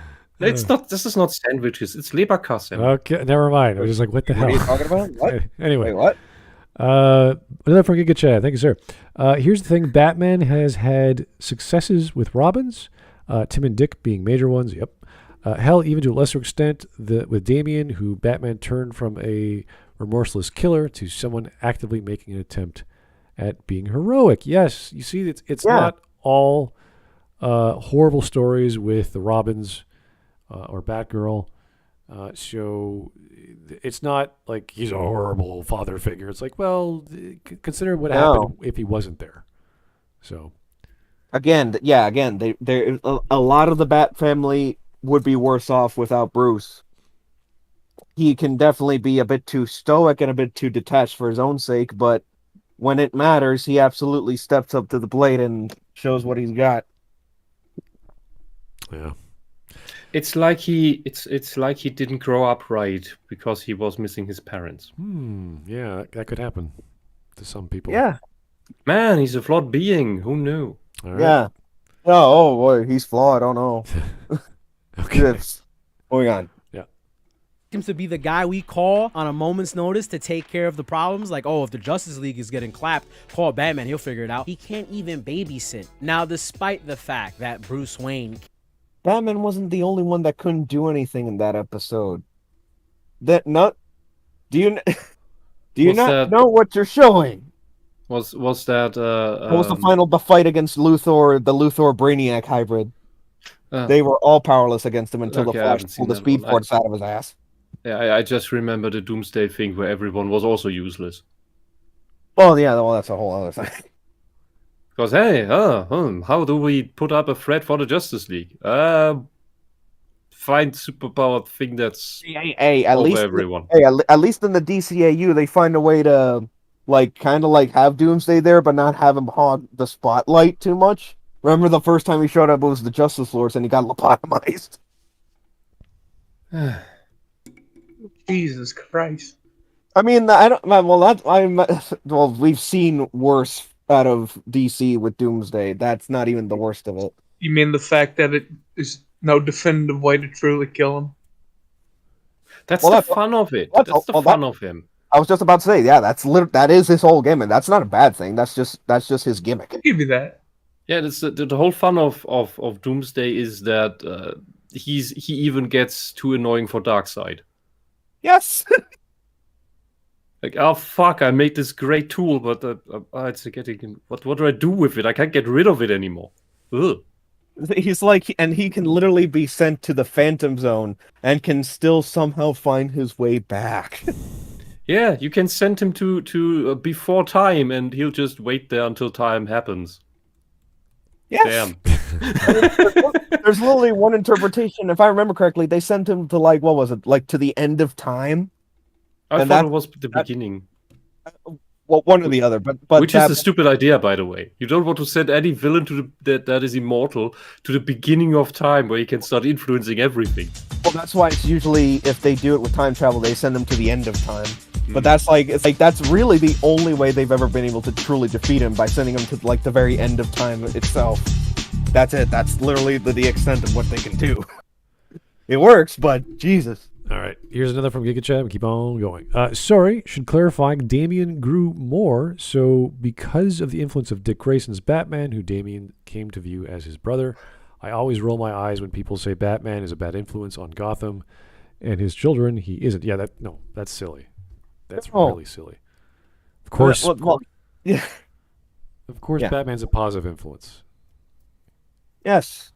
That's why in a lot of stories we see the positive influence that Batman has on just the normal ass people of the city, that to the point where I know it's in Elseworlds ultimately, but in Dark Knight that he's able to convince in Dark Knight Returns he's able to convince an entire gang of thugs when the city goes off the grid, and he's able to use the gang to protect the city. It's when there's no other option. Is it both gangs actually right near the end? First it's the brothers of Batman, I think, and then it's. I think it's both. The mutants? Yeah, it's both, yeah. Yeah, it's both. It's like tonight I am the law because he's voiced by RoboCop. I'm not kidding. Yeah. It's Frank Weller. Yeah. That was a gritty version of Batman for sure. Yeah. So Yeah, but that tells you how much of influence Batman has on the city, whether it's on the average citizens or even the criminals. Yes. The other argument people put is like, well, what is Batman really doing? Why can't he like invest in orphanages and invest in other things like soup kitchens? It's like he does do that. It's also there, and it's not in all the comics, but it is mentioned. And so it's like, yeah, Bruce does what he can with his parents' wealth and industry, but that doesn't solve crime. It alleviates it, but doesn't solve it. So he has to go to the streets. And there's also outside crime that goes into Gotham, like this slave worker who just captures people from all over the United States to work in his gold mine. Oh, really? It was, I think, I don't know where. I think it was in Mexico based or something. I don't remember. Yeah. So, But yeah, he was having people in, among other places, Gotham, mugged, either hobos or just normal people, and dragged them off to his compound. And because Bruce Wayne got undercover because he wanted to figure out where the missing people went, he got knocked out and got amnesia, so that you get that plot, and worked in the slave camp. well, Ooh. And that's crime from outside Gotham coming in. I did like the depiction of guns just being proliferated throughout Gotham, even in the Gotham Knights storylines that they connect. Where at the end of one, Batman's in the sewers, and he gets up and he has all these guns he's found in the sewers, and he calls Alfred to come pick him up. And in I think the second next story after that, he has them all in his house, and he's like looking at them. Are you spoiling Gotham Knights right now? Have you not seen Gotham Knights? The game? No. The animated short story The old one. Okay. anthology. I'm just like, yeah, because the game I think just came out. I'm just like, shut up. What? I think it came out, or Really? it's about to come out. It's about to come out. I think. Okay, good. No, but this is great because it shows that there's so many guns, which means they're all illegal, which means that there's how else would you have all this crime? There's so many guns if guns weren't illegal in Gotham. So everyone's running around with an illegal weapon, and this is like you're thinking of like certain cities in America that have all the strictest gun laws, have all the greatest crime rates and homicide rates. It's like, yeah, this is what would happen. You'd have guns everywhere. Yeah, Gotham is like the peak example Exactly. of how exactly that goes wrong. With corruption, laws that are going crazy, all this liberalism everywhere. Everyone's free to do whatever they want. All the money and corruption that moves through the city. Yeah, that's exactly. So this is the horrors of liberalism in modern America, from a New York style-esque world that just got stuck in the 1930s or 40s. Yeah, and Gotham's been like that since its inception in '39. Yeah. Oh, but great. we have gun regulations. Criminals don't care about them. Yeah, That's why they're criminals. They break the law. They don't give a shit about your gun laws. I like how every Italian every Italian club is like a speakeasy or part of some mobster's den. It's just like, it's crazy. Well, yeah, and then there's the Falcone crime family, another mob. Yeah, there's so many crime families. It's nuts. The Falcones, the Thorns, the Duquesnes, all those. It's just riddled with crazy guys vying for power. Those are the normal people. Those are just the humans. Just the gangsters, yeah. The gangsters, yeah. They got like Cobblepot, who's like the next step above, and you go to the Joker if you want to really go crazy. Two-Face as well, yeah. Yeah, he's a bit of a mix there. It's all over the place. So there's all these great stories, and people just don't see what the message is or the nuance of how this could have happened. You could say that Gotham's always been like this or grown into this unbelievable Gordian knot of crime and corruption. And Batman is the one who steps up to the game after it's been long established. And Yeah. so he's just chiseling away at it, pebble by pebble. And so to expect of Batman that I don't know how fast he expects Batman to have solved Gotham's crime immediately, or in a weekend, or a year, or a decade. I'm sorry, that's insane. Yeah. That is proper Well, insane. Batman, at the very least, Batman's been around in like the main DC universe for like a couple decades at the most currently. Batman has been around for a long time, at least in terms of like Gotham's situation. But the problem, like Matthew said, Batman, it's not long until Batman will turn 100 years. So True. I don't think that's a good way to put it. well, we have Batman Beyond for that. That's true. And like Matthew said, Gotham's been like this since the 18th century. It's like, yeah, even long before Solomon Wayne, which is Bruce's grandfather. So Gotham is basically Tristram. If I remember correctly, Solomon Wayne was the one that really like started the path for the Wayne family and others to try to make the city better. And then after that, it goes into like leads up to the events of the creation of Batman, and the rest is history. All right. We are, a third through this, pretty much? Oh, yeah. So, I don't know. This guy's too off-the-cuff, tongue-in-cheek to take seriously. He's just... I'm telling you, he's just talking out of his ass in order to be controversial on purpose. Just a normie, yeah.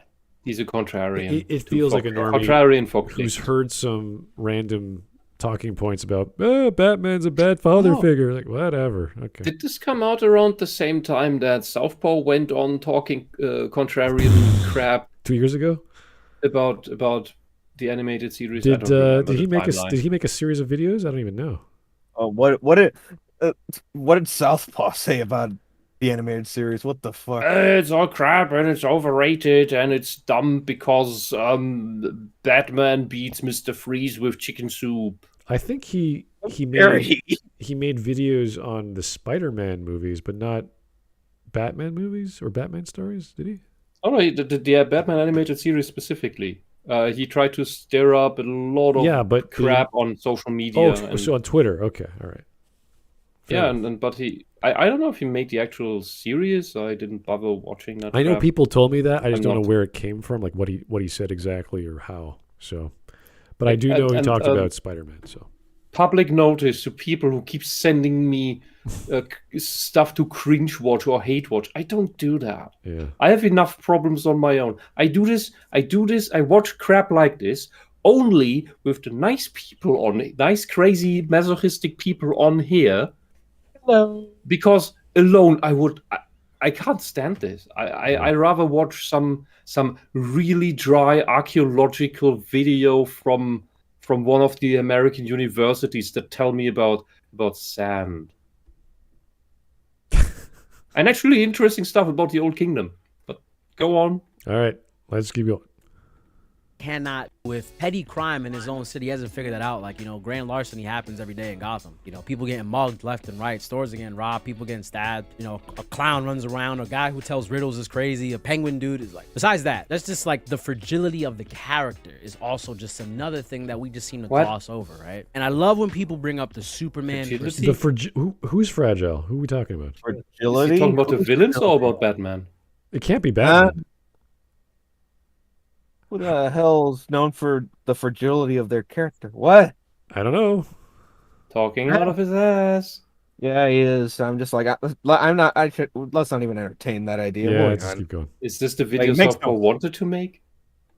Says that point just makes no sense. And that's always been like the bulk of like what me and my best friend Jordan. Whenever we've had these conversations, it's like you're really talking about a man versus a god, not some normal. Like Superman pretends to be one of us, right? He's always Superman. He doesn't have to put on a costume to yoke you up. Batman has to put on a costume and get his utility belt and all his gadgets.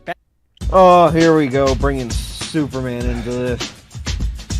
You want to tell me that to the average human, Superman's briefs on the outside is not a costume. Yeah, so And what Martian Manhunter wears to the average human and comic book reader doesn't look like a costume. Those are all superhero costumes. so Why does that people always do this, whether it's someone talking about Batman or Superman? They always bring the other guy into it just to make their point or to trash on the other guy.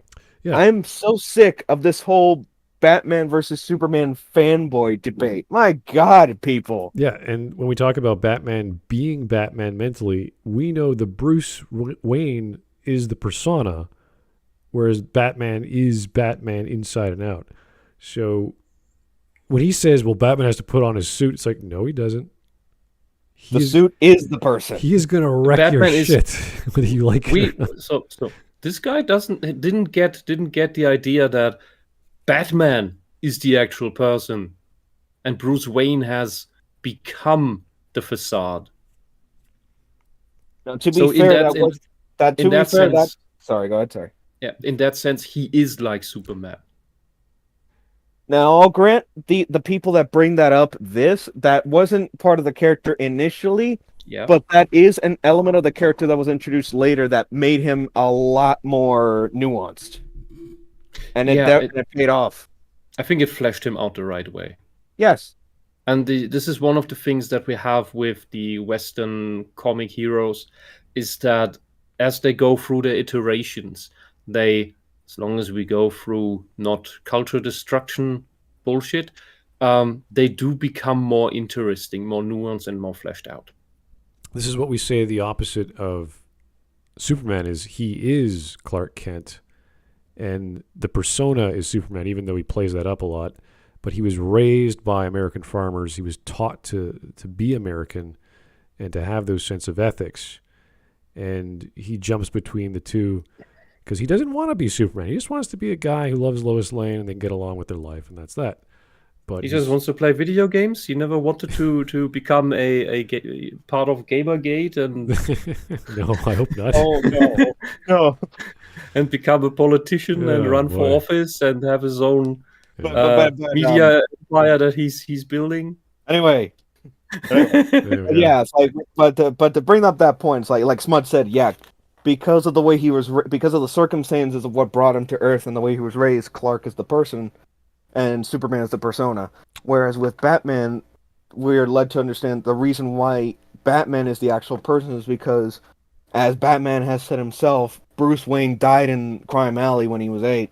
Yeah, Because and, he was not and raised. after that- He became Batman because he was not raised. and there's that Exactly. there's that beautiful Because scene. Because that mentality that Batman, that mentality that eventually became Batman, that's literally all Bruce had for a good chunk of his life until he found that definitive way to try to make up for that tragedy, There is to try to prevent that from happening to anyone else.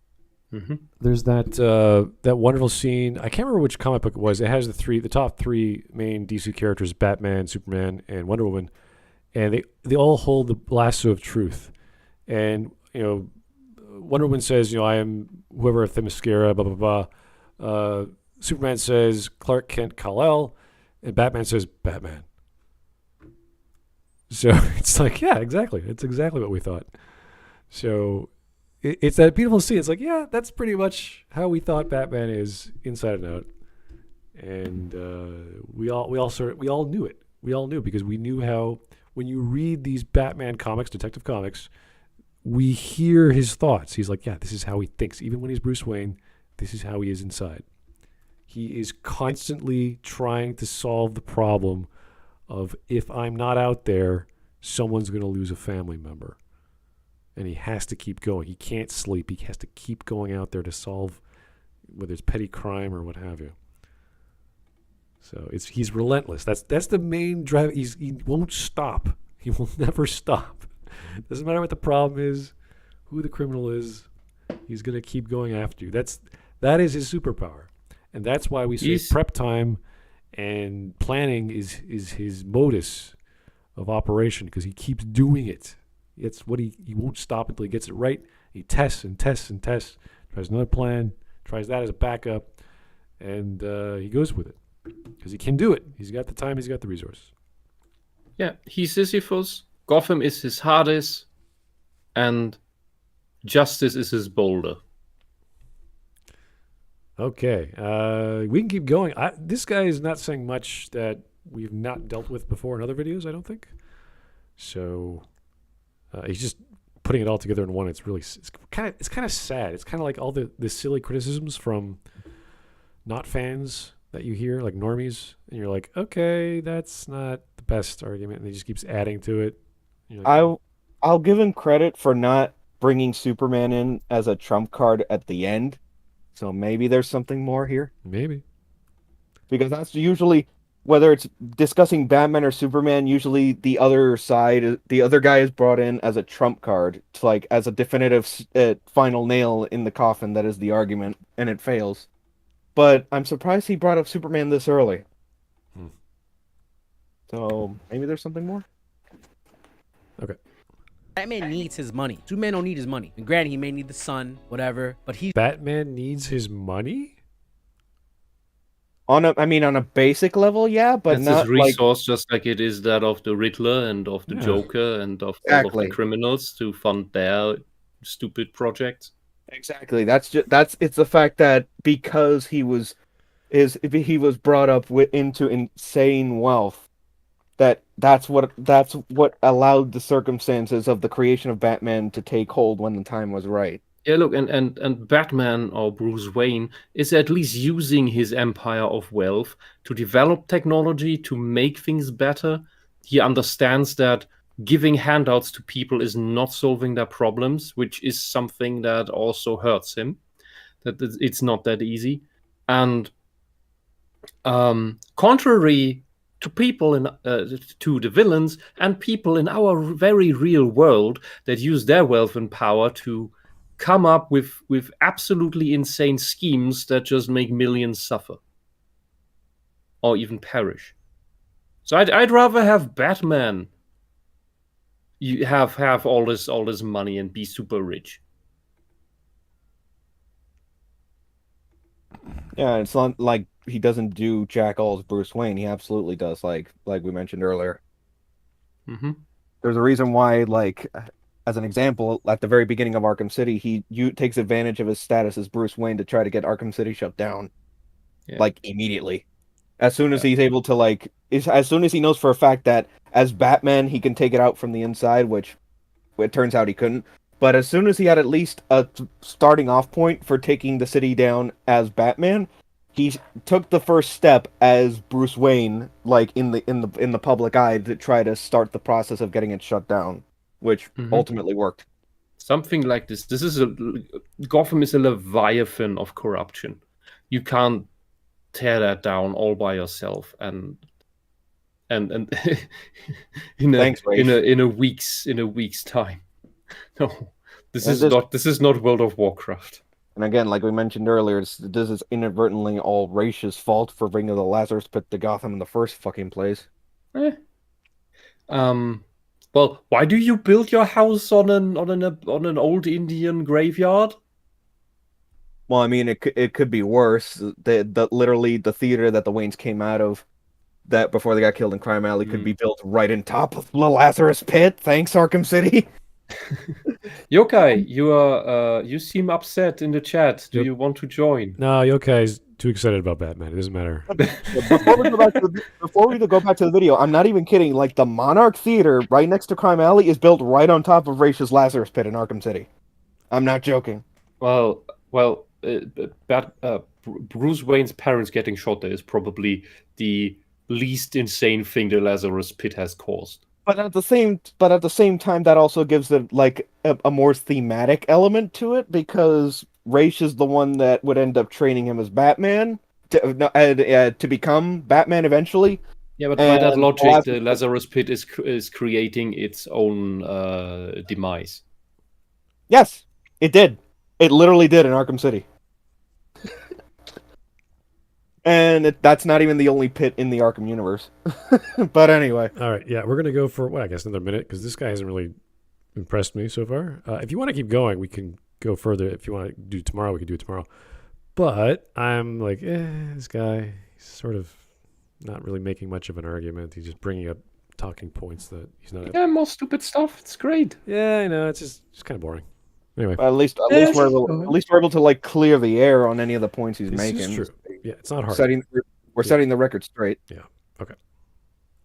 He's just always Superman. There's no like Clark Kent, none of that. He's just always Superman, period. And I love how people big up Batman's intelligence to be like the greatest thing ever, right? He's the smartest person in DC, or at least in the Justice League, to the point that he has solutions for everybody. And as we just pointed out.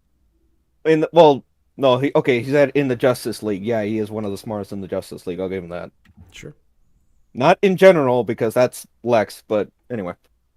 Not a second ago, the man can't even solve petty crime in his own city. Gonna keep bringing that up, but he is able to beat Superman. Explain what you mean by that. Outthink him. Okay, so people like to downplay Superman's intelligence all the time. Like Superman's an idiot. You know, he can't deal with Batman. Okay, Superman gave Batman a kryptonite ring to deal with Superman in case Superman got crazy. Hey, see, like I said earlier, would be able to stop him, right? Okay, so you mean to tell me that if Superman is... there's a difference between intelligence and being able to find solutions. There's also a difference between intelligence and wisdom, intelligence and emotional maturity. Those are all not the same thing. Superman is... So he's not dumb, yes. He gets his way to think. He basically has more time to think through things because he thinks similarly fast as the Flash. Hooray. Right. But that doesn't mean he's as good as figuring shit out or making plans. Part of that is because he doesn't really need to most of the time because his powers are already enough. Yeah. What makes Batman so smart is because he has to hone that intellect. Because he's just human, he has to figure out something new all the time. If Superman was put before as many struggles that where brute force isn't the solution, Superman might hone that intellect as well. Yeah, the idea is that Bruce had multiple teachers. He was able to memorize a reading, anything he could learn, he could pick his hands up on. He was in the FBI. He did all these other things that he was trained to do, where Superman came from an advanced species and had his recording of his dad to teach him, I guess, the Kryptonian technologies and this and that. Yes, Marlon Brando. Sure. There's versions of that. There's all kinds of, whether it's robots or that's just the most iconic one. Basically, that's basically him having a Star Trek replicator that 3D prints shit for him. Yeah, like he's not the inventor of any of this technology. I think the best he gets is the combat suits from Krypton when he's underpowered. I can't remember what they're called, but some heating shit.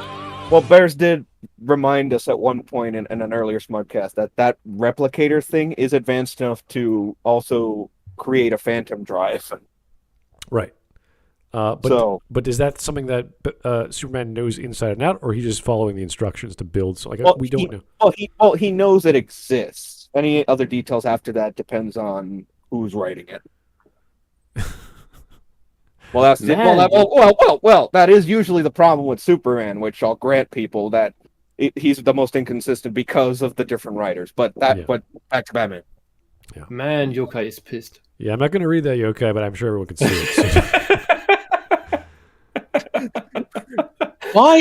Why Batman is amazing and unique? Mike, now you wake up. Mike, what the hell? I read half of it. Wasn't gonna read full. Now this is what makes you wake up. All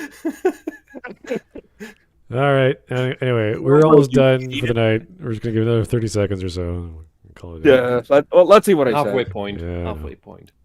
Decided, you know what? I'm done taking care of this planet. This planet is trash. I'm here to square up. That's it, Batman. We going down. You mean to tell me right now that Superman is gonna get in any vicinity of Batman, knowing he has kryptonite? Bro, I can be anywhere on Earth and I can hear your heartbeat. Like if you got trapped under rubble and you couldn't call for help, who you call? Okay, so we do know that Batman can actually hide himself from Superman. We don't know how. I don't know. No, he can't. Apparently, he can in the comics. He did that a few times. No, he can't. Bears told you straight up. He thinks that Superman can't detect him when Superman clearly can. There are comic book pages where Superman could not detect Batman. I will show you them to you. Well, there are those good stories on. Okay, I'm just saying. Now, whether Superman was just pulling his leg, we don't know. But Most likely. probably, yeah. But this is the thing, that Batman's skills at sneaking are so good that not even Darkseid could see him coming. And Side. Darkseid. Darkseid. I like Darkseid. I don't know why. It just sounds evil. Anyway. Yeah. Anyway, yeah. So I'd have to get some reference on that, but I'm quite sure I remember reading about Batman being able to sneak around Superman. Whenever you say Darkseid, I literally think black sperm. Wait a minute. That's your Whoa, there you problem. go. Okay. All right. That's what it sounds like. Don't blame me for admitting it. No, I only blame you for thinking that way. That's He's the the one porno. It's the porno name. He's the one that says Darkseid. That's Like, is my it? How do you know that, Mike? Tell me. No, it's not. He's No, I'm messing just with fucking you. joking. He's fucking with us, man. Okay, sure. Also, Giga Chat, stop with the singular to things immediately. Stop. You're being annoying with that. All right, 20 more seconds. You're calling Superman. Lark, help me. Like, you're calling for me to come get my Yes. breath can freeze you. I can give you pneumonia with I can make you have hypothermia just by going. I have. Those are just clones of Doomsday, dude. Those aren't the original. The real Doomsday would have fucking broken out. No, isn't he just simping because Superman has superpowers and Batman doesn't? Yeah, he's doing the It's Superman. literally what I said in the beginning. This is the same thing. Well, he's not a superhero. Be like Superman, because Superman can do. It's like, yeah, we know Superman's great. Let's just go. Let's just let it play. We've heard all this before. Laser beams that burn as hot, if not hotter, than the sun. Okay, that's good. Very good. What a retard. All right, we got memes. We're done? We got memes and memes. Oh my god. All these memes. Oh my god. Let's check them. Let's check the memes.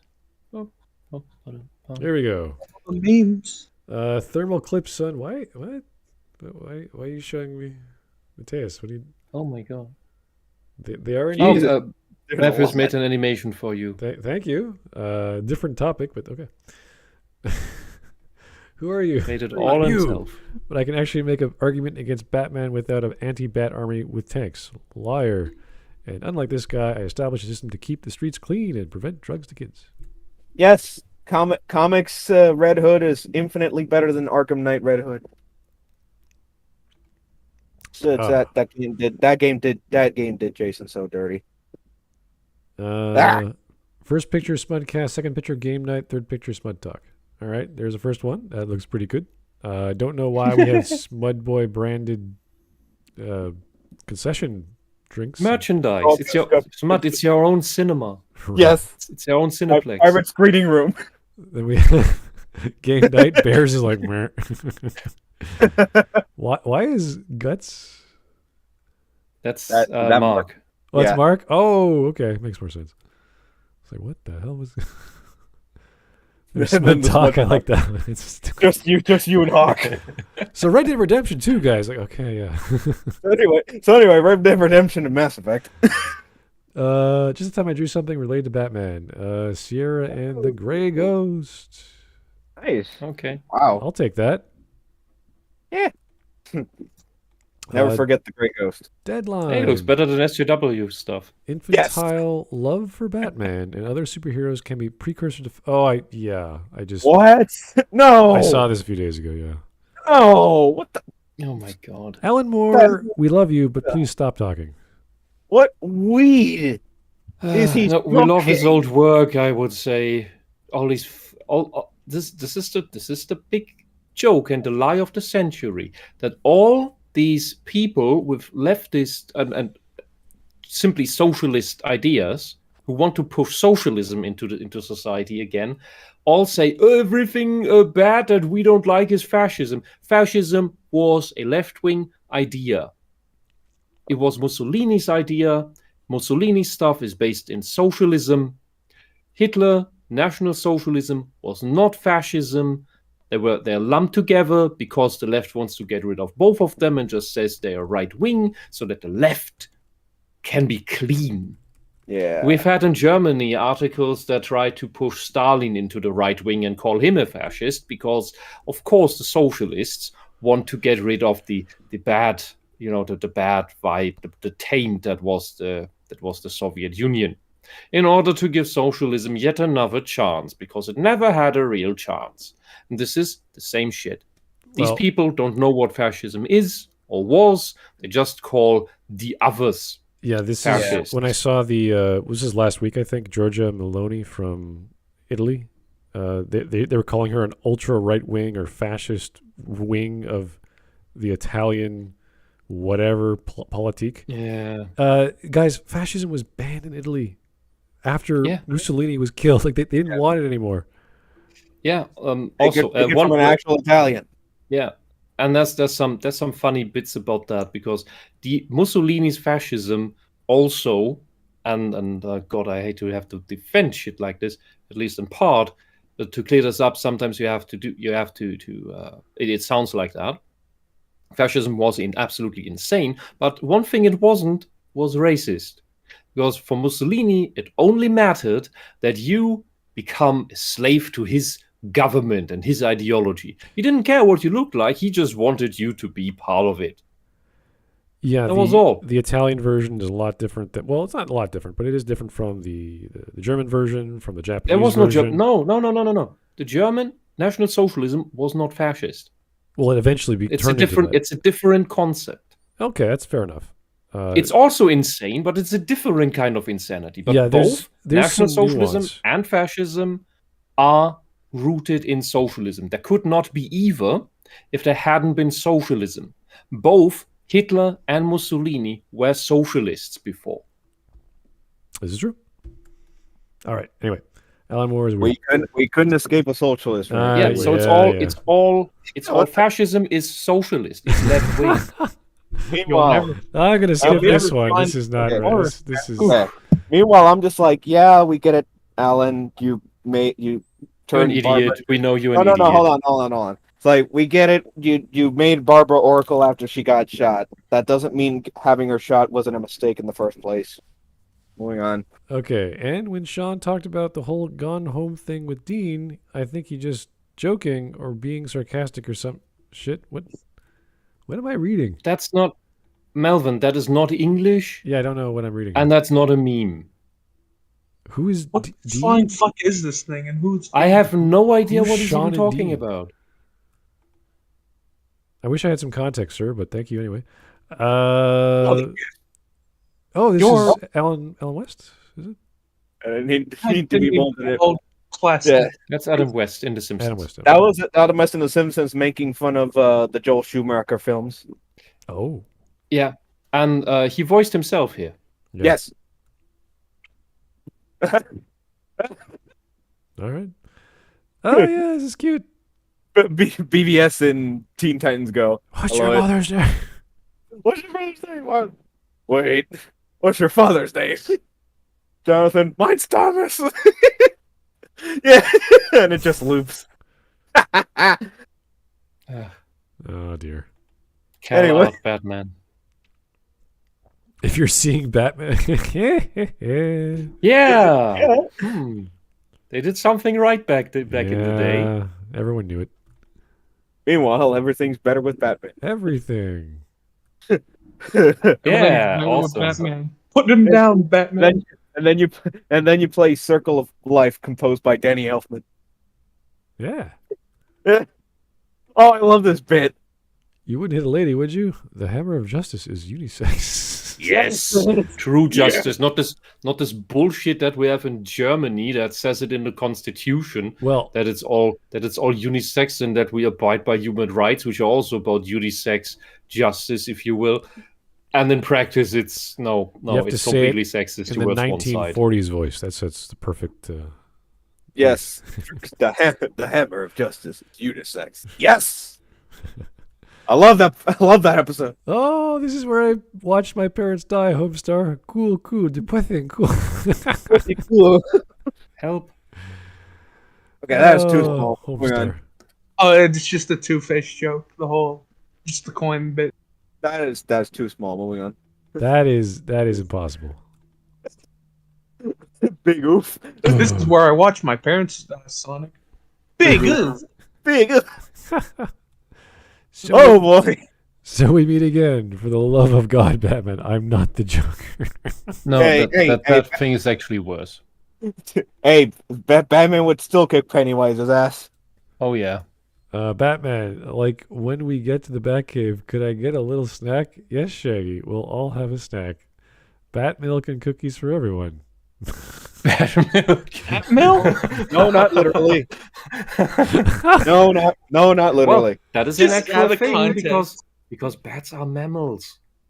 Yeah, and also, yeah, this just for the joke, but yeah, it's actually clever that they blindfold the mystery gang and drive the mystery machine to the Batcave. That is a minor detail, but it's clever. I am confused and happy at the same time. What is happening here? What? Wait. Weird Al Yankovic, Scooby Weird Al Doo, one, yeah. Batman in a bags of money around Weird Al In while he's one holding episode? his- Yeah, that's more recent. Yeah, Oh, it's recent. Okay, Recent? somewhat Looks recent. Not too this loo- recent. This looks like original 70s I have shit. never seen this. I want to go watch Weird it. Al wasn't that big in the 70s. No. It's like, yeah. Ah. Oh boy. Barely Is known Uncle here. Ben at home? No, he's at the theater with your parents. Oh, Oh. Ow. That backfired. meanwhile, Bruce and Batmite playing the Brave and the Bold Wii game. The hammer. Oh, boy. Hammer of Justice. Yeah. It's like Brave and the Bold kind of looks like Dark Knight Returns Batman in that fucking poster. Yeah. Ah, yes. The best superhero pet ever, Ace the No. Bat-Hound. Was this the movie? God. No, this is not the movie. This is like It's an old Crypto, the Superdog show. It's an old 2000s cartoon. Oh, right, It's right. like- The movie was 3D. That's right. Okay. Yeah. yeah, No, that's this thing was fun. The other thing, this show was actually pretty good. whatever you say there, man. Whatever keeps you going. And Ace the Bat-Hound is actually a pretty damn badass dog. Meanwhile, Batman with Zubat and Crobat. Yeah, That looks weird. It kind of, due to the shadow, it almost looks like he's standing on a bat riding it. Wait, look. Wait. The bat on his chest is Zubat. Yes. Oh, shit. I just noticed. Nice. Oh god, Batman would be one of these annoying trainers in a cave. I mean... Confusion. It would not be out of place. For all we know, his gym would be the Batcave. For all we know. No, it'd just be mostly birds and bats. Yeah, it'd be his gym would be the Batcave. Yes. Fortunately, I always carry my carousel reversal spray. I think Adam West was in that skit too. Truth, justice, and a better world. I just want to help. Yes, Damien's response is perfect. Fuck that. Yeah. And speaking of, there was like a 3D animated thing with Superman and Damien. There was a tweet I saw that complained about not only Superman saying truth, justice, and the American way again, but the idiot complaining that Damien was whitewashed even though he's white. Really? What? They are mentally retarded. That person. What the hell? Damien is white, you moron. What? Oh boy. Yeah, it's like he's of Arabic descent because of Raish's bloodline, but he's white. Harley Quinn DC put a stop to an what? Yeah, there was this. And does not eat pussy. Yeah, it's like it was a stupid scene that did not need to be there, and they took it out. Oh my Yay. god. Yes, they went too far and then they did the right thing in taking it out. Good. Fuck Hey, it, I wait a don't minute. Wait, did we skip the Batman tax evasion meme? Yeah, I just kept going. Aw. Okay. Yellow Homer, there's a man here who thinks he can help you. Batman? No, he's a scientist. Batman's a scientist. It's not Batman. Yeah. Oh, this one. I'm crazy enough to take on Batman, but the IRS? No, thank you. Yeah. There's Joker tax evasion. That's close enough. No one else has ever had any good ideas. And Lego? Hell no. Who would say Wisp Oh, Lego. and her shark repellent? From the deadly clutches of the Clock King, Calendar Man, Killer Moth, and the Condiment King. Oh, Oh, cool. why the... What? You put this together Those right are, now? Those are really Why- cool. And then That's the next amazing. one. And then What- the next what- one. Why our trio How of Bat- insane. And then the next one. Why our trio of Batman, the Shadow, and the Red Bee? Really? How insanely big is your Lego That's- special pieces collection? Yeah, that's pretty good. Yeah, the thing Wow. is, I think at the very least, Killer Moth and Clock King are... No, they're all real Legos. I always forget. I always forget how stupid Killer Moth looked back then. Jesus. I like his upgrades. True. I mean, I do like the reference they made to him in Arkham, but his current design, like the gray and black, just a lot better. There's a Oh my god, what the hell is that thing? Wait, Is that, the is that Wisp- Batman is route that- and mutate him. wait, is that Wisp Jr.? What the fuck? Oh god, that thing scares me. why is What, Matthias? What is the template for that, Matthias? I'm just like, He's making I them want one. himself. yeah, I want one. why is Robin a mind controlling star creature? Calling Oh, Bat- Starro. Is Starro. that Starro. Shumar Gorov as Robin? No, that's Starro. Like, remember for the man who had everything. No, Whatever happened to the Man of Tomorrow? You don't remember that story? no. I don't know all of the things. It's pretty wild, but yeah, it was in. It was from I think it was for the Man Who Had Everything, the starfish that he had on his chest that was making him hallucinate. Yeah. Well, it's also in the That's- latest that's all. film with the Suicide Squad. Oh, they really? Oh yeah, they brought back Starro for that piece of shit. Is there still a human face on the center eye thing? No, that's No. just the eye. That's That's just an eye. that looks creepy, scary. And the plans of Batman's mental equal Egghead and his partners, the Calculator and the Eraser, have been foiled. Really, the Eraser was a thing? I can understand Egghead and the Calculator, but the Eraser? What the fuck is the Eraser? I'm trying to remember where the battle axe is from. Is that from? That's the movie where it's like Batman, Superman, Wonder Woman, and the Amazons fight Darkseid's army of Doomsday clones. Back Predacon. Oh. Yeah, the one right before the gif of the That kid. seems like a really bad idea. What do you want for dinner? Justice. Oh, that is so seamless. What the fuck? Jeez. 60s Batman on the Enterprise. What the fuck? This is the Oh, yeah, Ace. Royal Flush Gang. That's a sad episode. Oh, that's yeah, it's Ace. It's like, yeah. Oh my god. Some life, huh? Yeah, well, that's probably guys. Go watch it. Go watch the Royal Flush Gang episode.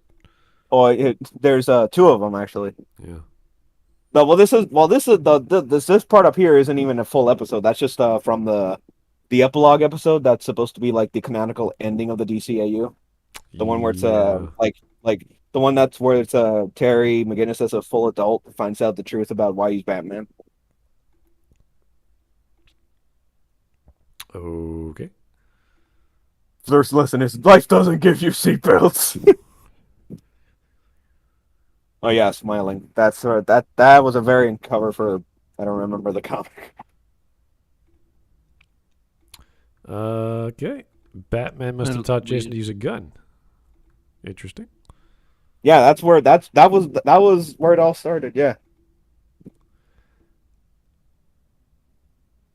Pretty good group shot. And then I actually found the damn lasso one. Yeah. Here it is. Oh, it's a little short. Yeah, there it is. Diana Themyscira, daughter of Queen Hippolyta. Clark Kent, Kal-El, Batman. Seriously, that's your name? Shut up. The rope, it's translating. Interesting. Oh. The question, the rope, it's translating?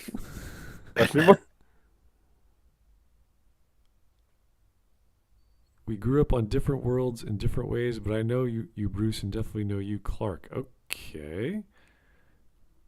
You're wearing those capes because you want to help people. That's exactly what we're going to do. Now that shard is the most dangerous thing on this planet, who's going to help me destroy it? So they're talking to themselves? No, this is most likely like a multiverse story. Oh, okay. Because I think the Clark that's his suit looks like just a T-shirt with the cape. That was from a more recent Action Comics run before the main Superman came back in Rebirth. That's Superman in the top right with the shirt thing. Yeah, it looks like weird. Looks like Al Bundy. Oh my god! And now you can't unsee it. Yeah, I know. It looks weird anyway. If you post these random comic pages, can you give context why you post them? Bliatman and Ropnik. Oh my god. Okay. That is funny. Like Adidas, I guess. I'll be seeing you, Clark. Take care, Bruce. So we're on again once every year. That's fine, Diana, but I think we can do better than that, and maybe even invite a few friends along in the process. Did you just say friends? I meant teammates. We know what you meant, Bruce. Okay. That's a pretty good scene. He let it out. He slipped. Damn. I don't have any friends. God. Oh my god, the cuteness. Raven. This is with Junior. This is a bit weird. I'm not sure I like this. I don't know. I kind of like the other one better.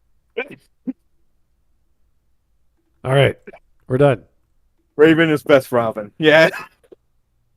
I think Raven is best Raven. I just don't like the art style. It looks for what? Anyway, I don't know if you guys look how shit her hair looks. Like, what the fuck is that? I don't know if you guys want to do this tomorrow or continue. I'm okay. Great cartoon though. We're fine with that. Okay, if Gingerman is around, I'm okay. Okay. Well, if you guys really want to, it's not we know the topic, so we're pretty good. But it's just a silly video, so I'll let you know if I'm able to. Okie dokie. Man, you always say this. This is all we ever do. This is up to you guys. It's all we ever get. Silly videos. Toleration and time. It's all it is. It's like, how much can you take? Well, that's why I try to bring better videos when I make suggestions. Anyway, thank you guys. That was fun to talk about because we like the topic and everyone likes talking about Batman. Batman's cool. Is he overhyped? Sure. Is he great? Yes. Both could be true. And depends what flavor. But not for the reasons he brought up. Yeah, those are weak arguments. We've heard them before, and they're silly. So, anyway, read your Batman, watch your Batman. It's good stuff. Enjoy. Hopefully, we'll see you tomorrow. If not, have a great day. Take it easy. Keep recovering from Thanksgiving, as I am. And we'll talk to you soon. Bye-bye. Good night. Yeah. Take care.